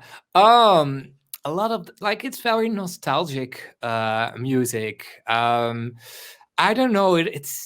It has to do with the nostalgia, the memories that you have, but it's like the harmonies. Like it's I don't know. It does give you kippenvel. It is. I almost think that Disney music is like a genre, of music, and I don't know. Yeah, it is. It's really special, and I'm so glad that you watched it. Yeah, and we uploaded the video a few months before my first live stream on YouTube. So that's correct. Awesome. On your show, when it's someone's birthday in the chat, there's another special song that you sing, also in Dutch. Yeah. Yes. Yeah, we have a special birthday tradition here. We don't really sing happy birthday. We do, but not really. Because we have our own, and I think our birthday song is much more fun because if it's someone's birthday, and for example, the mom walks with the cake with all the candles, and normally, like at my family, my mom always started like and then everybody knew to join, like etc. And then you go faster and faster, and then hippity peep hoorah. Would you like me to do it? Please, Yeah. we'd be honored. Here we go. 1 second. Er is een jarig, hoera, hoera, dat kon je wel zien, dat ben jij. En dat vinden wij allen zo prettig, ja. En daarom zingen wij, blij. Zij leven lang, hoera, hoera. Zij leven lang, hoera, hoera. Zij leven lang, hoera, hoera. Lang zal ze leven, lang zal ze leven, lang zal ze leven in de gloria, in de gloria, in de gloria. Hyper de piep, hoera! Hyper de piep, hoera! Hyper de pieper de pieper de piep, piep. Hoera! Yes. Yes. Yeah, and it was funny. Like you could tell, like the Van Winkelhof family, we always did like instead of in the Gloria, and others did in the Gloria, or in the Gloria. We did harmonize, and you could tell, like, oh, that's my sister's boyfriend in the Gloria, who can't sing. Like, oh, that's not a Van Winkelhof. Oh, that's cute. It's really You funny. immediately pointed him out. Yeah. And Yes. speaking of birthdays, so we have the upcoming 50th birthday of Walt Disney World. And did you know that Princess Stroopie was there and had a little early party with Mickey and Minnie? Oh, yeah. Yes. That's perfect. Oh my gosh, Stroopie. Oh, Stroopie is looking at the screen right now. She is seeing herself. Stroopie. She's awake now. She was sleeping, but now she's awake. Stroopie. Stroopie. Could you hear her? Stroopie. Stroopie. No. Oh, that's so cute. Look at the bow on her head. That's so cute. She's adorable. Ah. Oh, And- there she is. Yeah, so that was we'll have in honor of Disney's 50th, hip and a Hey, beep. Hurrah! Awesome. Thanks, Princess Stroopie, leading us in this celebration. Yeah. Yeah, and wow, and look, she's a Disney character. People can. This is a great photo opportunity, right? Yeah. Yes. She must And have photo pass. It's not a photo Yeah. pass. It's real. It's real. Yeah. Ah, So we appreciate that she sent in that photo that we can include today. Yeah. yes. So You did cute. Yeah. such a That was great photo job. opportunity of a lifetime. So- Yeah. But Stroopie. hey, I just have a question about Broadway and stuff. What was your first exposure to theater in Broadway? Oh, that's a good question. The first like big show that I saw was Miss Saigon. I told you earlier about it, that the music really, because it's really like the music is so detailed, and it's funny because it has a connection with Disney as well, because the leading role of Miss Saigon in London and on Broadway was Lea Salonga, and she is the singing voice of Jasmine and Mulan. And so there was, and I saw her in concert, by the way. So that was the first one, and the first show that I saw in London was it was Les Mis, and in New York on Broadway was Tarzan, and I won a trip to New York City, and we also won tickets for Tarzan. And so how did you win a trip? How did you win that trip to New York City?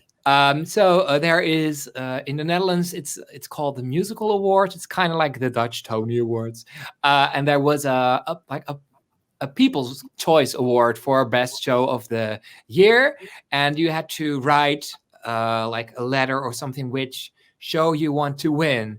But they also picked a winner, and they could win a trip to New York City. I thought, oh, I really wanted to. I'm going down again. It's at Trader Sam's stool again. Yeah. Yes. The So stool, me the and Trader Sam's. yes, it's Trader Sam's stool. So me and my friend Caroline, we really wanted to go to New York City, of course. So we thought we have to do something extra. So we made a medley, a New York City medley with songs like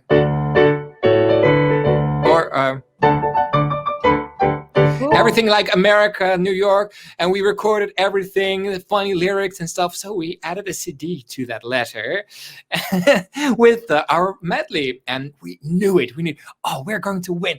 I'm sure they're not going to pick a winner randomly. They will listen to the CD and let us win. And we did win. So it was really cool. And it was the first time to the United States for me, and it was really fun. And we stayed at Le Parker Meridian, which is a super fancy, beautiful hotel with a view over Central Park, and it was really fun. and we also won tickets for Tarzan, because Tarzan was coming to the Netherlands the year after, and we went to the awards actually in the Netherlands, and Phil Collins was there, and he did all the songs from a few of the songs from Tarzan, so it was really cool to see the show on Broadway too. So yeah, that was my first. Cool. What an Yeah. incredible experience, and you Yeah. won. Yes, and we knew we won for some reason. It was like, Yeah, you could destiny. feel We it. And knew you we put could feel it. America in from West Side Story. I want to be in America. That's Yeah, so cool. Yeah. So clever. Yeah. What a great medley you guys entered into the contest. And it was just about writing the letter, and you put that CD in too. So that's Yes. Oh, I have to find the MP3 of that medley somewhere. I have it somewhere on an old hard disk or something, because I was 20, so I want to hear it again. Like, I don't know what the lyrics were. Maybe I'll play it during one of the live streams. Oh, how special. Would you like to play a Broadway melody for us, please? Sure. Like which are your favorite shows?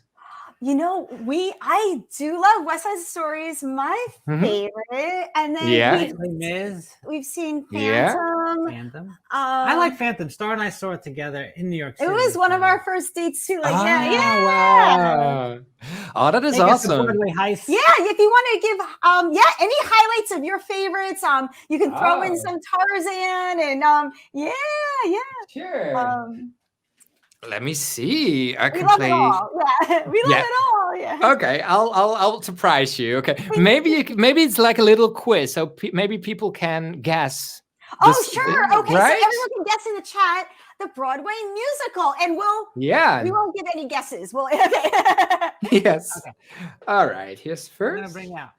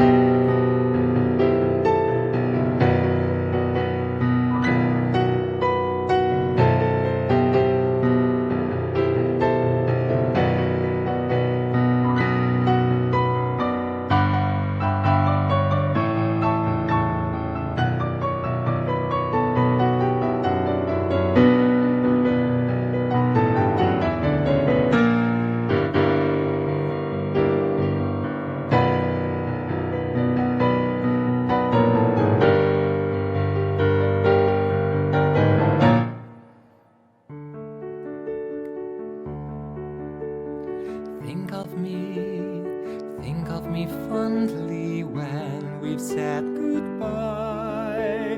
Remember me once in a while, please promise me you'll try. On that day, that not so distant day, when you are far away and free. If you ever find a moment, spare a thought for me.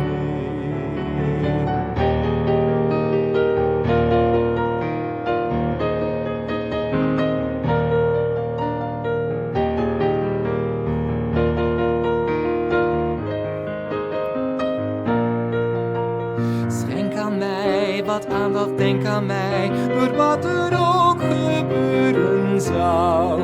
Er zal nooit een dag voorbij gaan, of ik denk aan jou.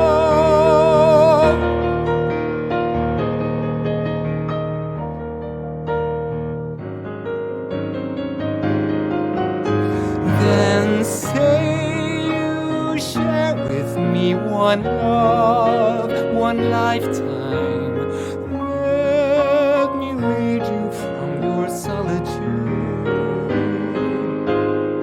Say you need me with you here, beside you. Anywhere you go, let me go too. Love me, that's all I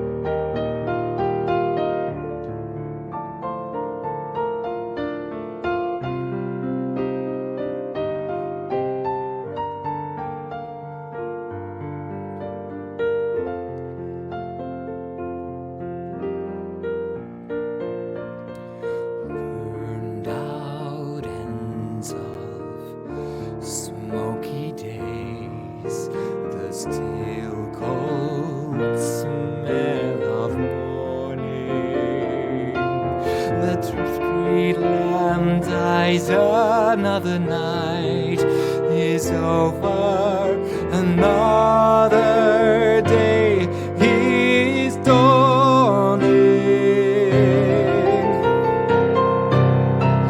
Touch me, it's so easy to leave me all alone with the memories of my days in the sun.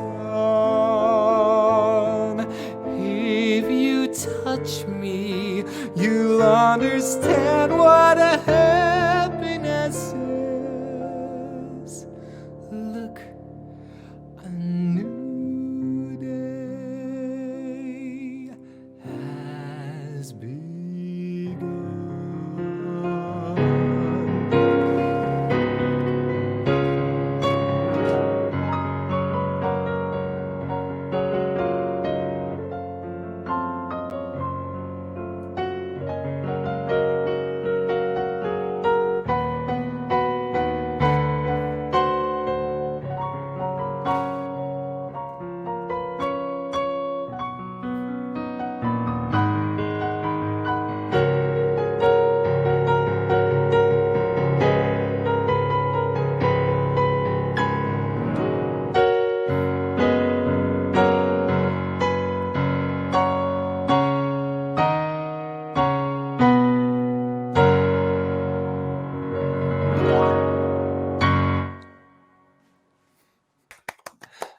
Bravo! Bravo! Yeah. Thank you. Just a little selection. Oh, beautiful Broadway selection. And for everybody watching, yeah, we'll go ahead. We're going to have the answers to those musicals listed here. And that was so much fun. Thank you. Thank you. You're And that welcome. wasn't your first visit to New York, that Tarzan trip, because you went on to return. You went and performed in Carnegie Hall. That's right. Yeah. 2018, 3 years ago. Yes, and that was really cool, especially because I got to perform some of my own songs there, and yeah, that was super fun. And it was never even a dream of me because I never expected to play there anyway. You know, so it was such an honor. Awesome. And yeah, so I performed there with a Japanese singer, and I performed with her before in Tokyo. And so we did a lot of the same repertoire in New York City as well. And what was really cool is that some of the viewers of my live stream, but back then on Periscope, of course, because I didn't do YouTube yet, but they came to see me, and I met them for the first time, some of them. So it was super cool.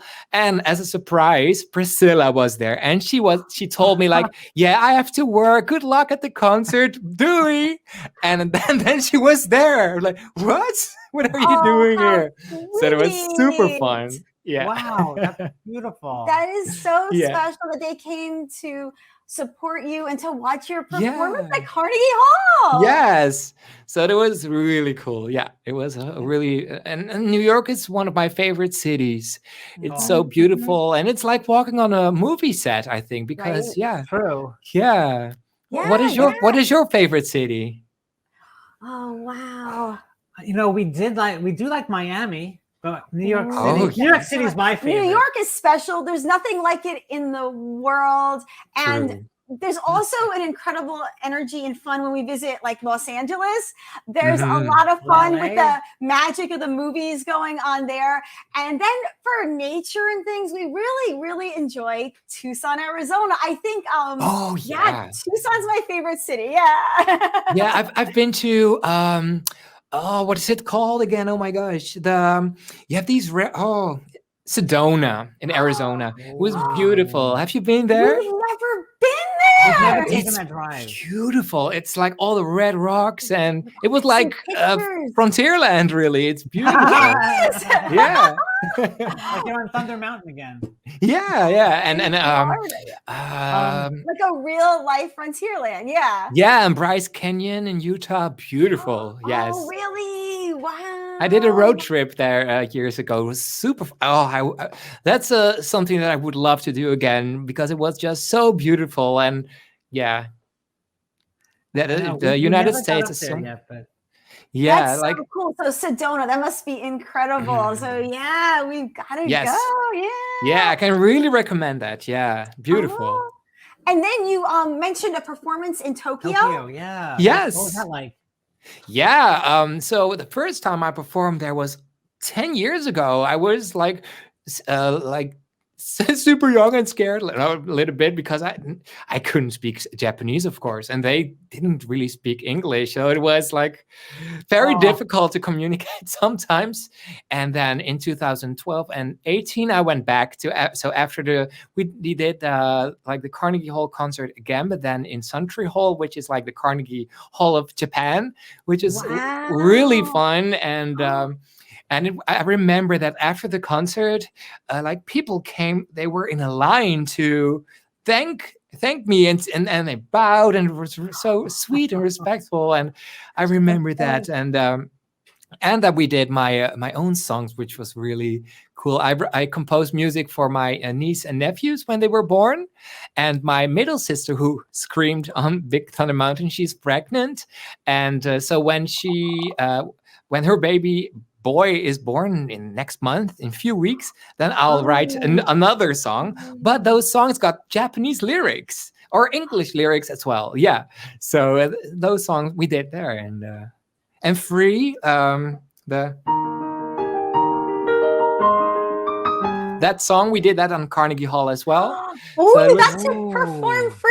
So many of Yes. your originals. Yeah. And also some Disney songs, also some more classical operatic things, Puccini, things like that. So it was a very, a lot of variation. And how beautiful that you do write lullabies for your niece and nephews, and now your new nephew to come. That's so special for them. Wow. Yeah, I don't know. It's I wanted to do something special. Like I could give them a gift, but I want to give them a gift of music, and that it's their own song. So later, like when they're old, they still have their own song, you know. So that's what I really wanted to do. And I remember with my nephew Tijn, for example, he knows his own song.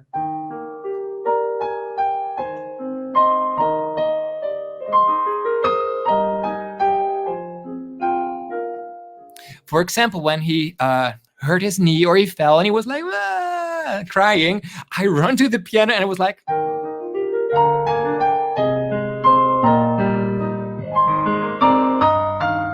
And then he stopped crying. Like, yay! So that was song. this song. That's so sweet. It made him feel better. It comforted Yes. him. Yeah. It's like So my that was. lullaby. Yeah. Yeah. So so for my new nephew, I'm also going to write a lullaby, but I don't want to start now because now I haven't seen him yet. I really feel like I have more inspiration when I actually see my nephew first, and then a week later or so, then I present the lullaby that fits the baby. Oh, how exciting! Yeah. That's beautiful. So hopefully in a few weeks I can play the song during my live streams. Oh, we look forward, everybody. Yeah, we look forward Yeah. to seeing the debut of your new nephew's lullaby on High School Yeah. Live. Oh, Yeah. how sweet. Oh, beautiful, beautiful. Yeah, so that's exciting. And your sister's doing well? She's good? Yeah. Oh, she has really her tummy's really big. And so she's due October 19th. So that's Wow, a it's few coming weeks. fast. Fast, Wonderful. yeah. And we So want we're to talk a little bit about the university. And is it, how do we pronounce it? Utrecht? it's Utrecht.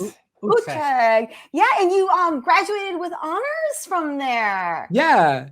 So that was so that study was a composition studies for composition for the media. So film, music, television, theater, And so that's what I did. And in Hilversum, and so the Hilversum, we call it sometimes Hollywood, because Hilversum is like the Hollywood of the Netherlands. All the television studios are there.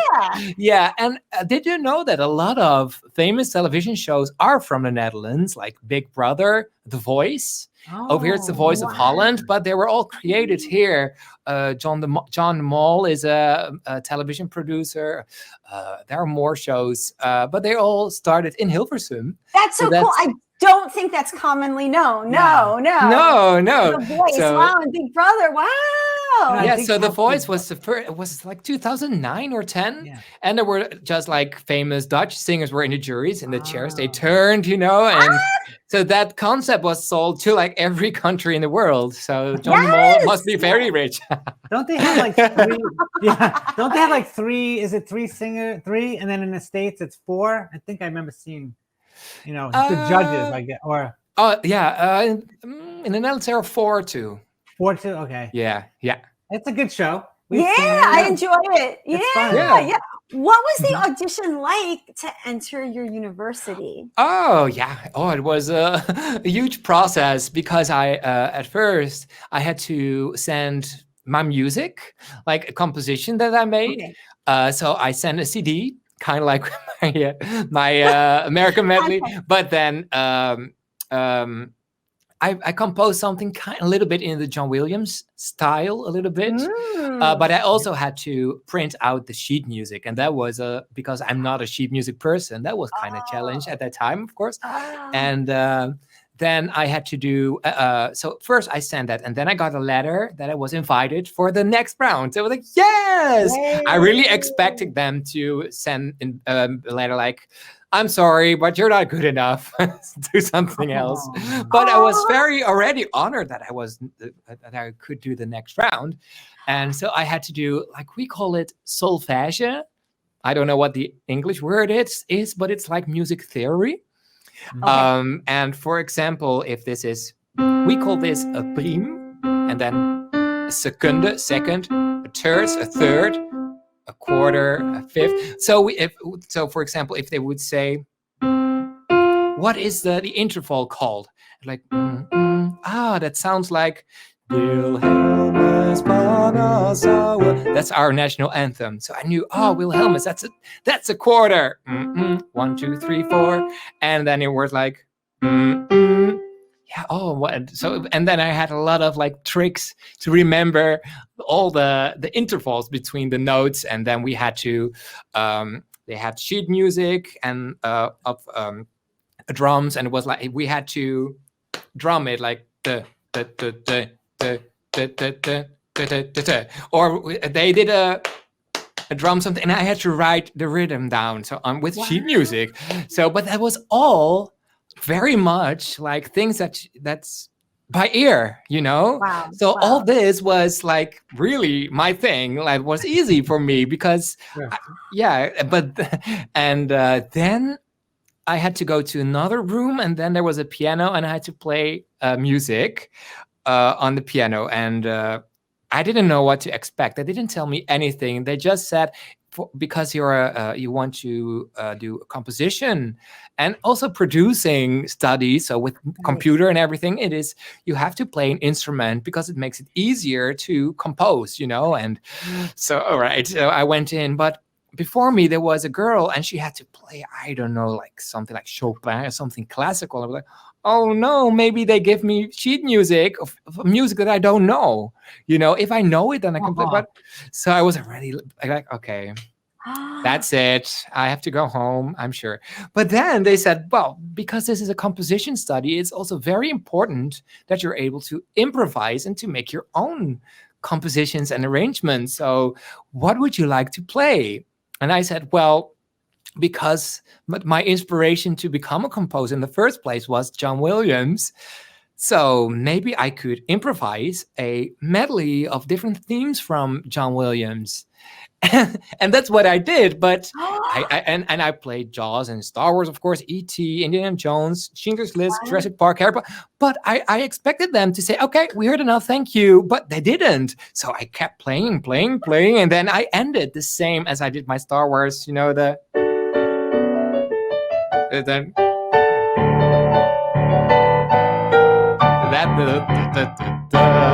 big ending. And then they did. I don't remember if they applauded or not, but I was like, why didn't they say, thank you, we heard enough? Because it was like 10, 15 minutes long or something. Anyway, I went home and I had no idea what they would say, and then I received, but they could do, most people who do audition, they go to a year prior the first year, so that's more like a preschool, but for this university. But I was accepted to start with the first year, so I could skip the pre-year. I don't know how you say that. So I was like, what? But at first I was super excited, of course, and I was the youngest at the whole school. But later on, all my classmates, they did go to, they already had a year extra before they went to the real first year. And I could tell that they were already more experienced with some of the software, or they already knew some of the teachers. So now I was like, ooh, maybe one extra year prior would have been better for me to get used to all this, because it was all very new to me and like a little bit scary or something like that. But later I got used to everything as well. But I don't know. So that was like my story. I love that story. And especially since during the entry process where everybody was given sheet music to play. Yes. I was I think I'm the only one who was accepted without having piano lessons. Right? Amazing. And they didn't even know. And what about by the time you graduated? Did they find out? It is funny because at one point I even gave piano lessons at on a younger, I was in the third year, and I gave piano lessons to a class who were in the first year, very basic. And it was so funny because I never had piano lessons, and I was a teacher. Suddenly, I felt like, yes. So it was hilarious. So my last year I made music for a short movie and went to the Utrecht Film Festival, and that was my graduation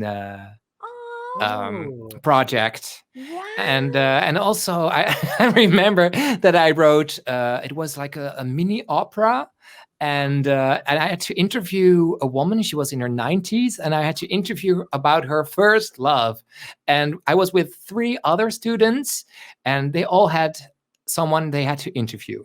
But they had very funny stories, but mine was very sad and really oh my gosh, the first love was the trauma. It was so sad. And so I had to write music with a cello and a soprano. And I remember that on the day that I had to perform it with the cello, and my professor was there, and he was sitting next to my sister, who's pregnant right now.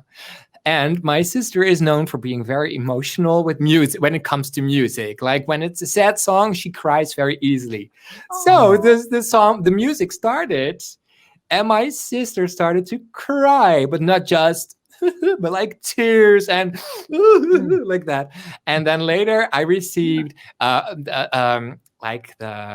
what my professor thought of the music. And he said, it was so moving and emotional. And I could tell that the audience was moved. And there was someone next to me, and she was crying her eyes out. And ooh, thank you, Janneke. Thank you, sis.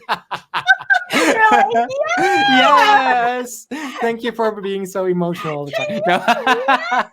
So that was a really fun thing. But such a good story.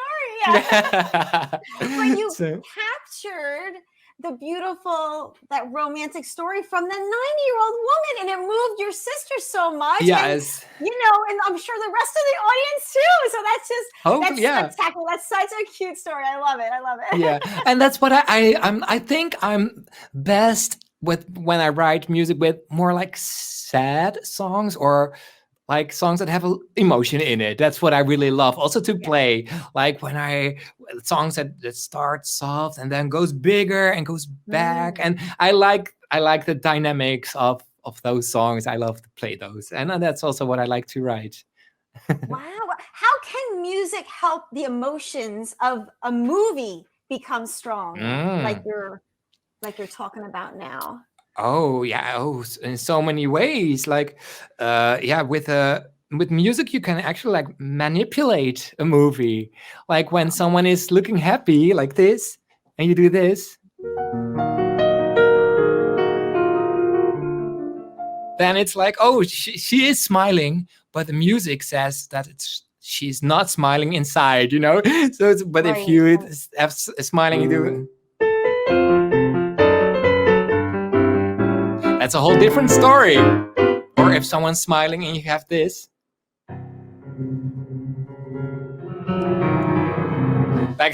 Like even though you smile at the same time, but if you have scary, creepy music, then you can change the whole mood. And that's a lot of power you can have with music. So that's really fun to play with and to find the right music that could help or completely manipulate the audience into thinking that something is funny when it's not, or the other way around.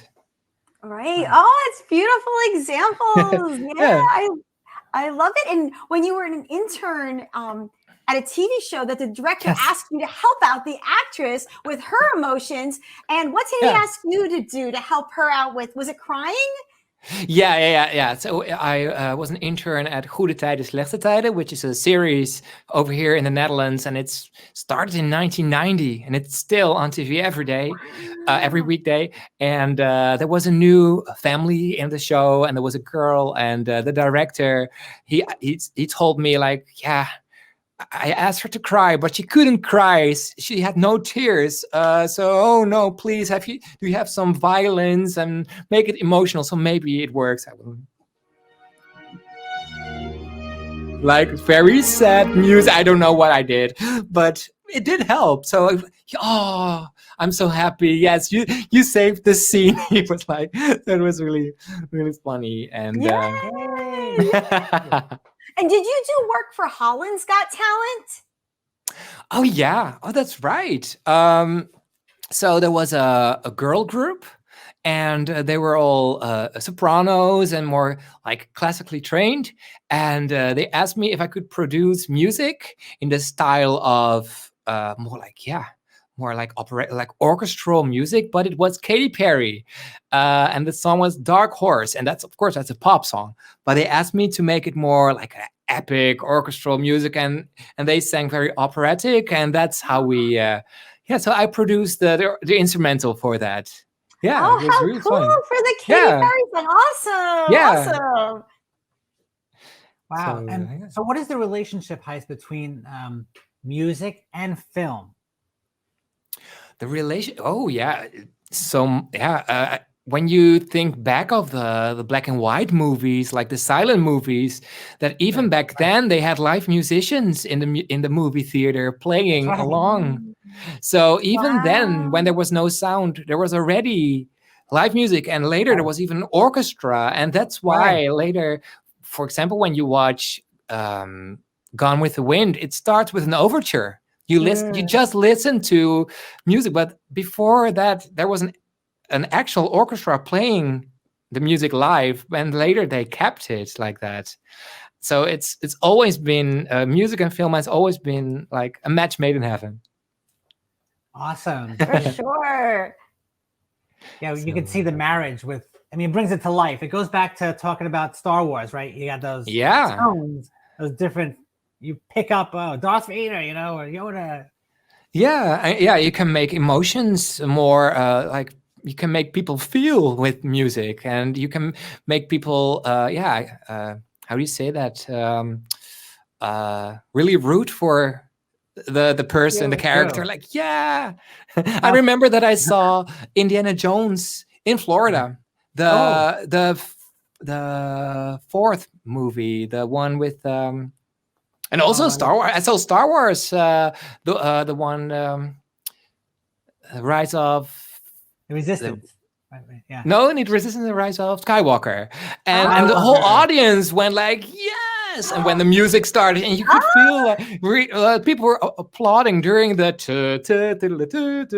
Wow. yeah, it just gives people Kippenvel, goosebumps. Now, can the song become more famous than the movie? Actually, then Sometimes, yeah, Right? there are songs that everybody knows, but the movie, like, they are almost like forgotten sometimes. Sure, Yeah. sure. And how does the composer bring the magic of the movies to life? To life, that's a good question. Well, of course, by like when you write the music and then you let an orchestra play it, and then suddenly it's real, you know. And so I think that must be a magical thing too. And I love that when I hear my music played by instruments and others, like, whoa, that's a really cool feeling. One time I performed at Carré, Royal Theatre Carré in Amsterdam. It was a gala, and I composed a song, Jij maakt het verschil, and it was performed by Paul de Leeuw, and he's a television host here in the Netherlands. And I performed the song with an orchestra, and it was so surreal that I don't know how many people were in that orchestra. 50 people. It was huge, and they were playing my notes. It was crazy. And it was another blooper because before me there was a singer, and he used the piano, and it was an electric piano, but he turned the volume off. But the piano was on the tape, and he was singing live, la la la la la, but the piano was on tape. Then it was my turn. I walked to the piano, I took a bow, I sat down, the orchestra played, and I was like, and the piano didn't work. Oh no! And then I saw the volume button, and then the whole audience were like, "Yay!" Because someone was already moving my stool from off the stage. Like, no! And I was at the theater since 10 in the morning, you know. So I was very happy that I discovered the button. Oh my so goodness. that singer before me cheated. Oh wow! That gave it away. Yeah. Yes. Oh my goodness. I remember on a Gijs Piano Live that you showed how music can even show us like where the movie is set. Oh, sure, yeah.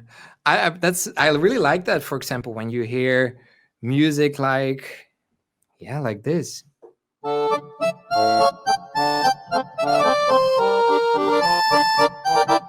Or this one. Or it takes you to France, right? With an accordion. Or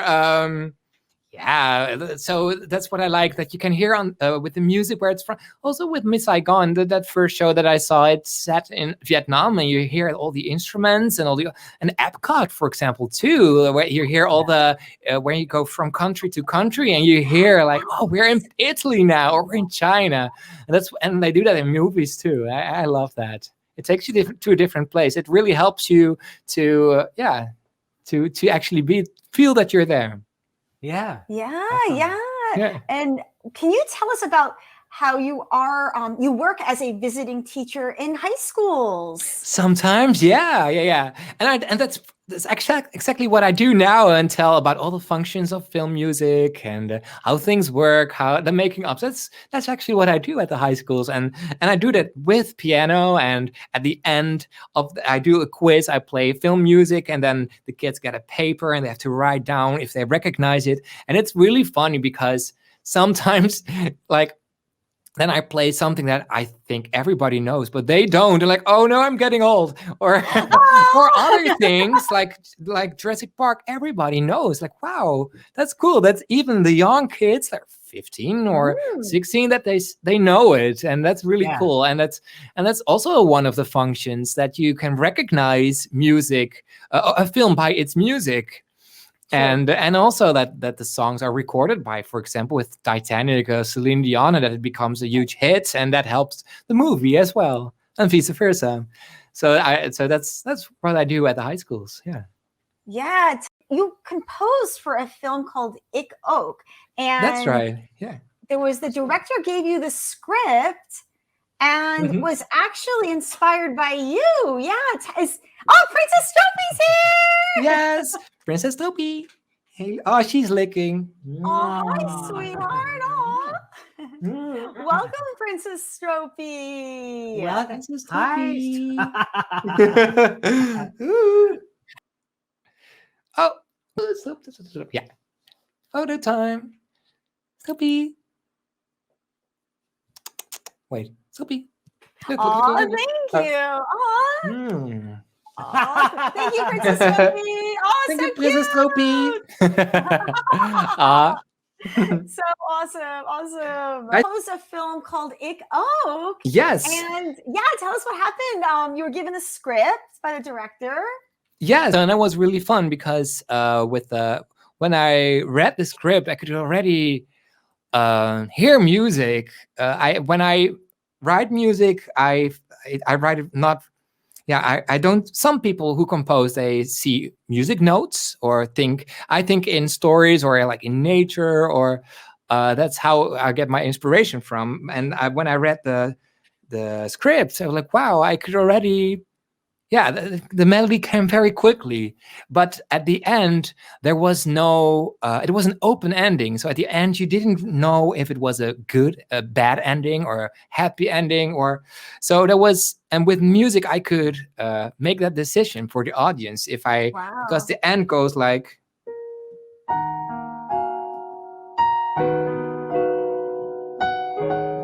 And if it was a sad ending, I could end like this.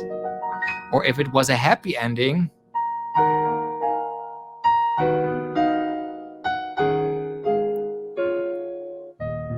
I could end like this. So everything is with the third. So if it was like sad, happy, but I did neither. So I left it out. So now it was like.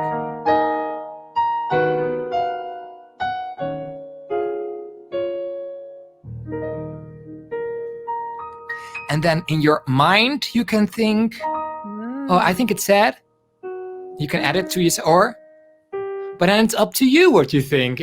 So now it's not sad and not happy. So that makes you think. Then you can have your own interpretation of how it could end. So that was really fun. Yeah. That's extraordinary. Wow.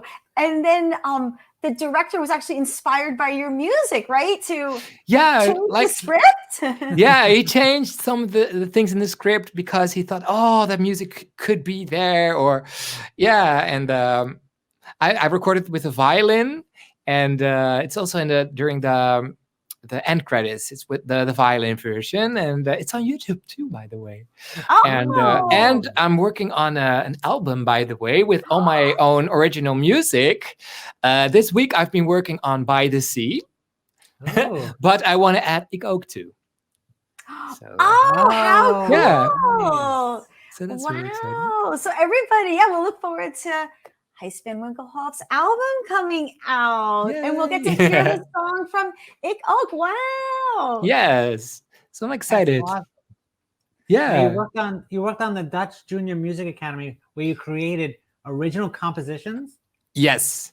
Yeah, we did 3 or 3.5 musicals actually. So I wrote the music, Petra Visser, she wrote the lyrics, and Lisette Havenga, she wrote the scripts of the shows. The first one was Michiko. It's a Japanese fairy tale. Second one was Alice in Underland, and that show has Dream Out Loud that I do during my live streams. And the third one was November Night. Yeah, so awesome. Yeah, super fun. Yeah, would you like to tell us about the original Zoanders? I Look at You? Zoanders, yeah, sure. I can look it up. 1 second. Thank you. So So Anders was the first song that we wrote for November Nacht, and the story, it's about this. In this song, it's like two people who are very interested and intrigued by each other, but they feel like they're not good enough because the other one is so perfect. And so Anders means so different. Like, you're so different and you're so good at all these things. Like, one is like, you're such a planner. You already know what you want in life. I don't, so, but they have the same things, but about each other. And so it's like they both, are interested in each other, but they both think it's not going to work. But in the end, it does. Would you like to play and sing it?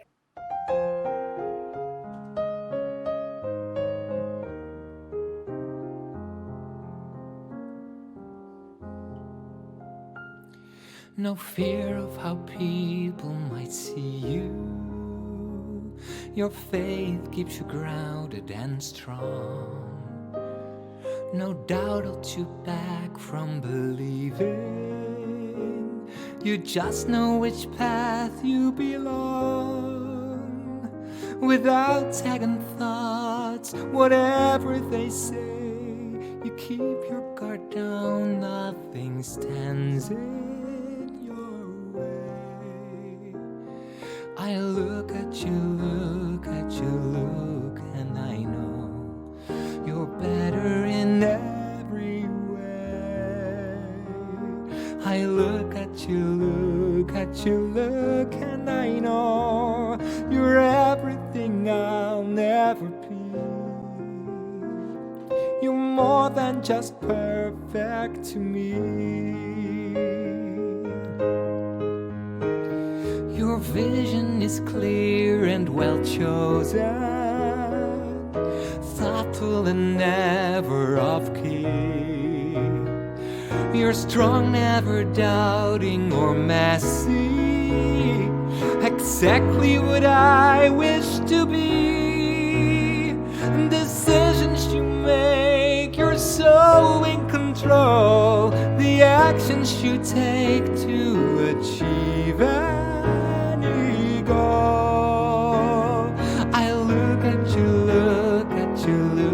and I know you're better in every way. I look at you, and I know you're everything I'll never be. You're more than just perfect to me. I never believed in together with you. So different, that couldn't be easy. But what would you say? Let's give this a chance. I'm thinking that you will complete me. Who knows?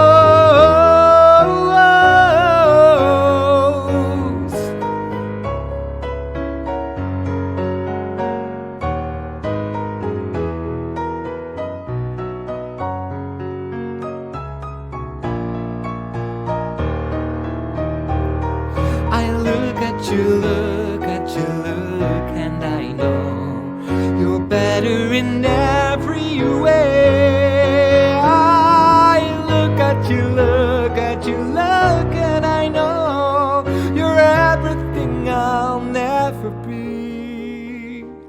You're perfect to me, you're perfect to me. You're more than just perfect to me.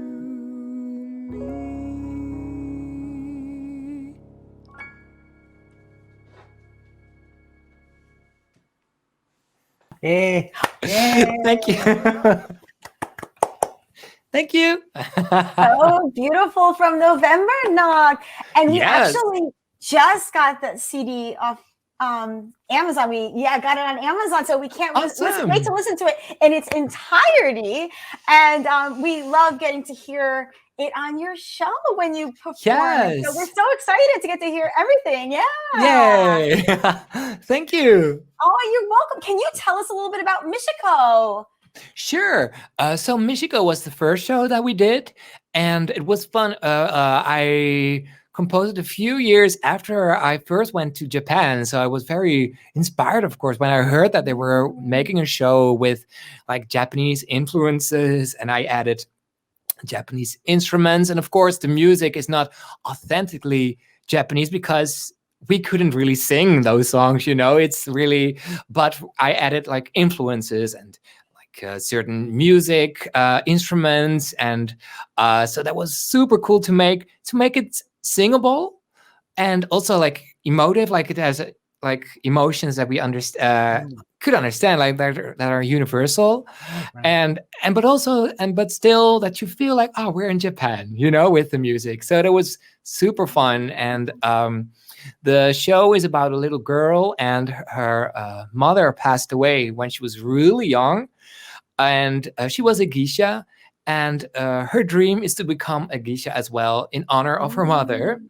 So and then she got accepted to the school, but nothing is like she thought it would be, because very strict. And at the first year, she doesn't learn how to be a geisha. She's just cleaning the floors and doing all that stuff. And so she's like, what am I doing here? And she gets bullied, and it's really sad. And then at one point, she feels like she's in a prison, and then there is a butterfly, and the butterfly flies out of her room, and she's looking at it, and she's like, I wish I could be like the butterfly. And that's where the song Free comes in. So that's one of my favorite songs from that show.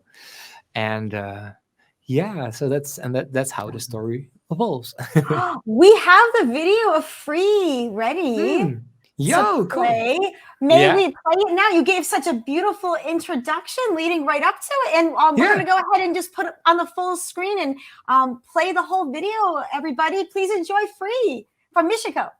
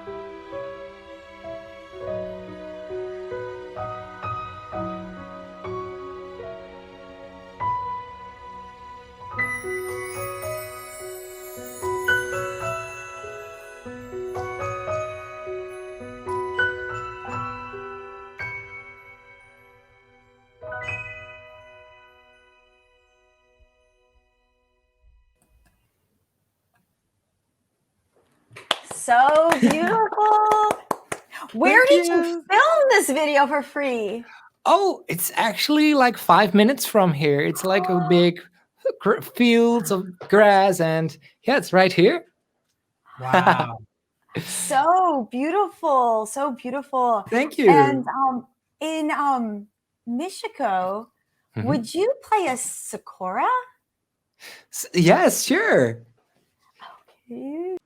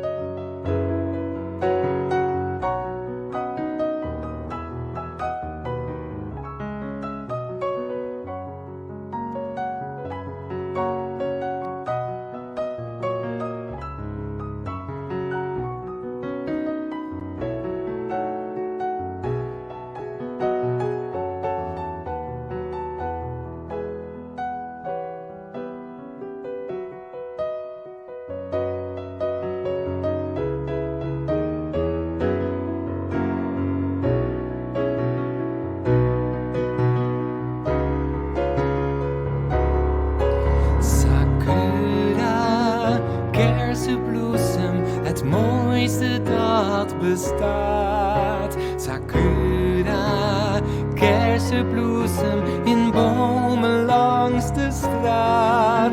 Sakura, kersenbloesem, geniet van de bloesem die jou wordt gegeven. Sakura, kersenbloesem, geniet dus intens van de schoonheid van leven.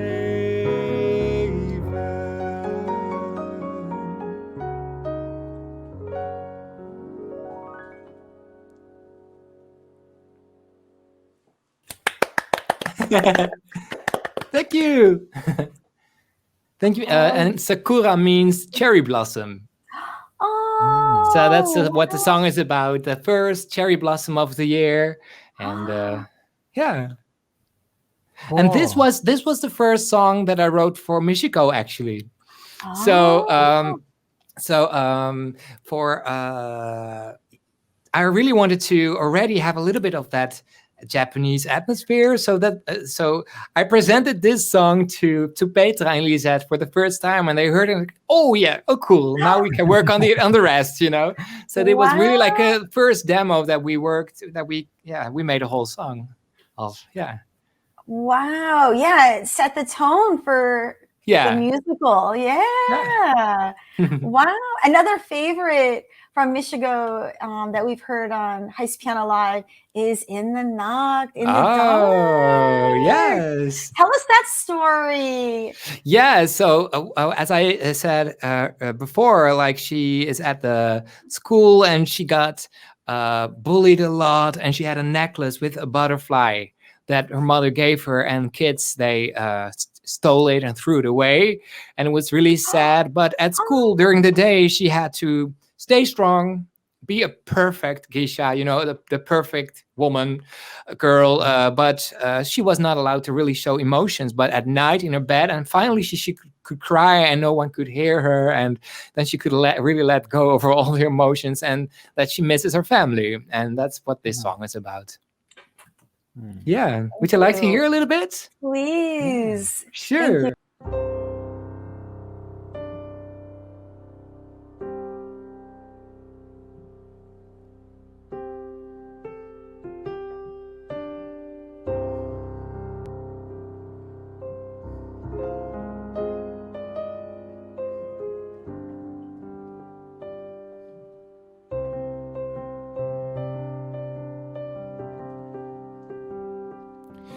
Alone at midnight, it is dark, I'm in bed.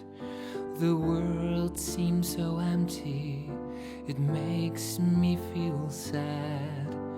Who is there to calm me down and say it's alright? Who can sing a lullaby right by my side?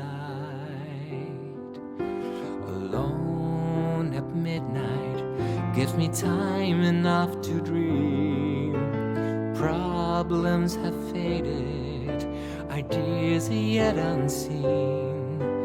Dreaming about my future, where I'm free to go. I never give up, it is right there, I know. In the dark, at night, no one sees me. I cry, and there's no one left to hear me. I think of home, my family. Hold on to that thought, I know I'm almost free. In the dark.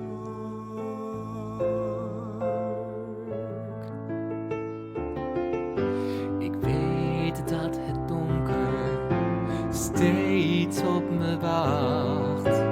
En dat mijn droom steeds toch het goede bracht. Daarom ben ik dus niet bang om alleen te gaan slapen. Al moet ik voor het licht dimt moed bijeenrapen.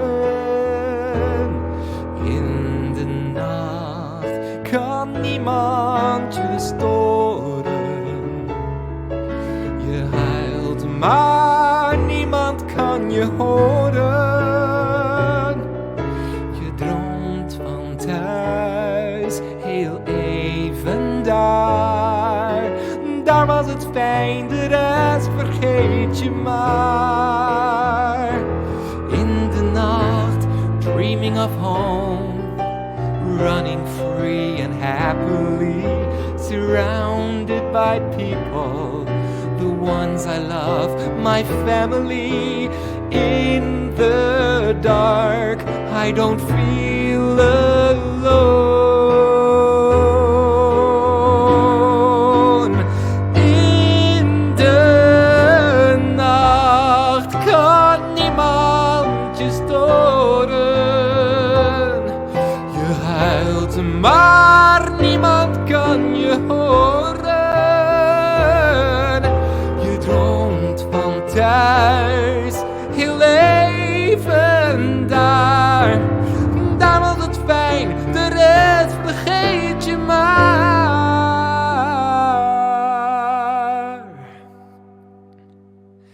In de nacht, in de dark.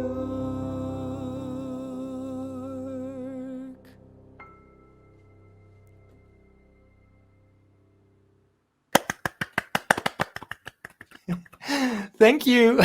So beautiful, and a beautiful story, and that, you know, she's able to show her emotions in the dark. Yeah. Yeah, I know. It's a really sad song. Wow. But it ends well, because at one point, and that's my favorite scene of the whole show, there is this song called Caterpillar or Butterfly, Rups of Vlinder, and then she gets bullied by everybody, but it's more her own, what she thinks about. She has a lot of anxieties, and it's more the fight that she has within herself. So is she going to stay a caterpillar, or that she will stay and she will just give up, or she has to be free, open her wings, and fly like a butterfly. So that song is really, really cool. And then there is this fight, but it's more like a fight within herself to set herself free and be who she wants to be. And that's beautiful. And that's the end. And then we are 10 years later, and then she becomes a teacher herself. And then one of her students, the kids were playing, and then suddenly under a tree, they found a necklace with the butterfly, and they brought it to her, and it was hers. So it was the necklace from her mother, and so that's all full circle. And then you have the reprise of Free, the song, and that everybody sings. So. Oh, incredible. Yeah. I feel like we've just seen the whole show. Yeah. I know. Yeah, and we're going to release the CD. We have the CD already, but not digital yet, not on Spotify and things like that. So, but we want to release that as soon as well, like November Nacht. Oh, So, wonderful. hope you So like that we're too. going to be able to buy all of Michiko too. Woo! Yes. Yeah. Awesome. We had so much fun filming with our special guests, Princess Stroopie and Gijs Van Winkelhof. Thank you for joining us from the Netherlands. Thank you so much for having us. Stroopie. And we'll say see meow. you in part 2. Meow. Doei. Doei. Doei. Doei.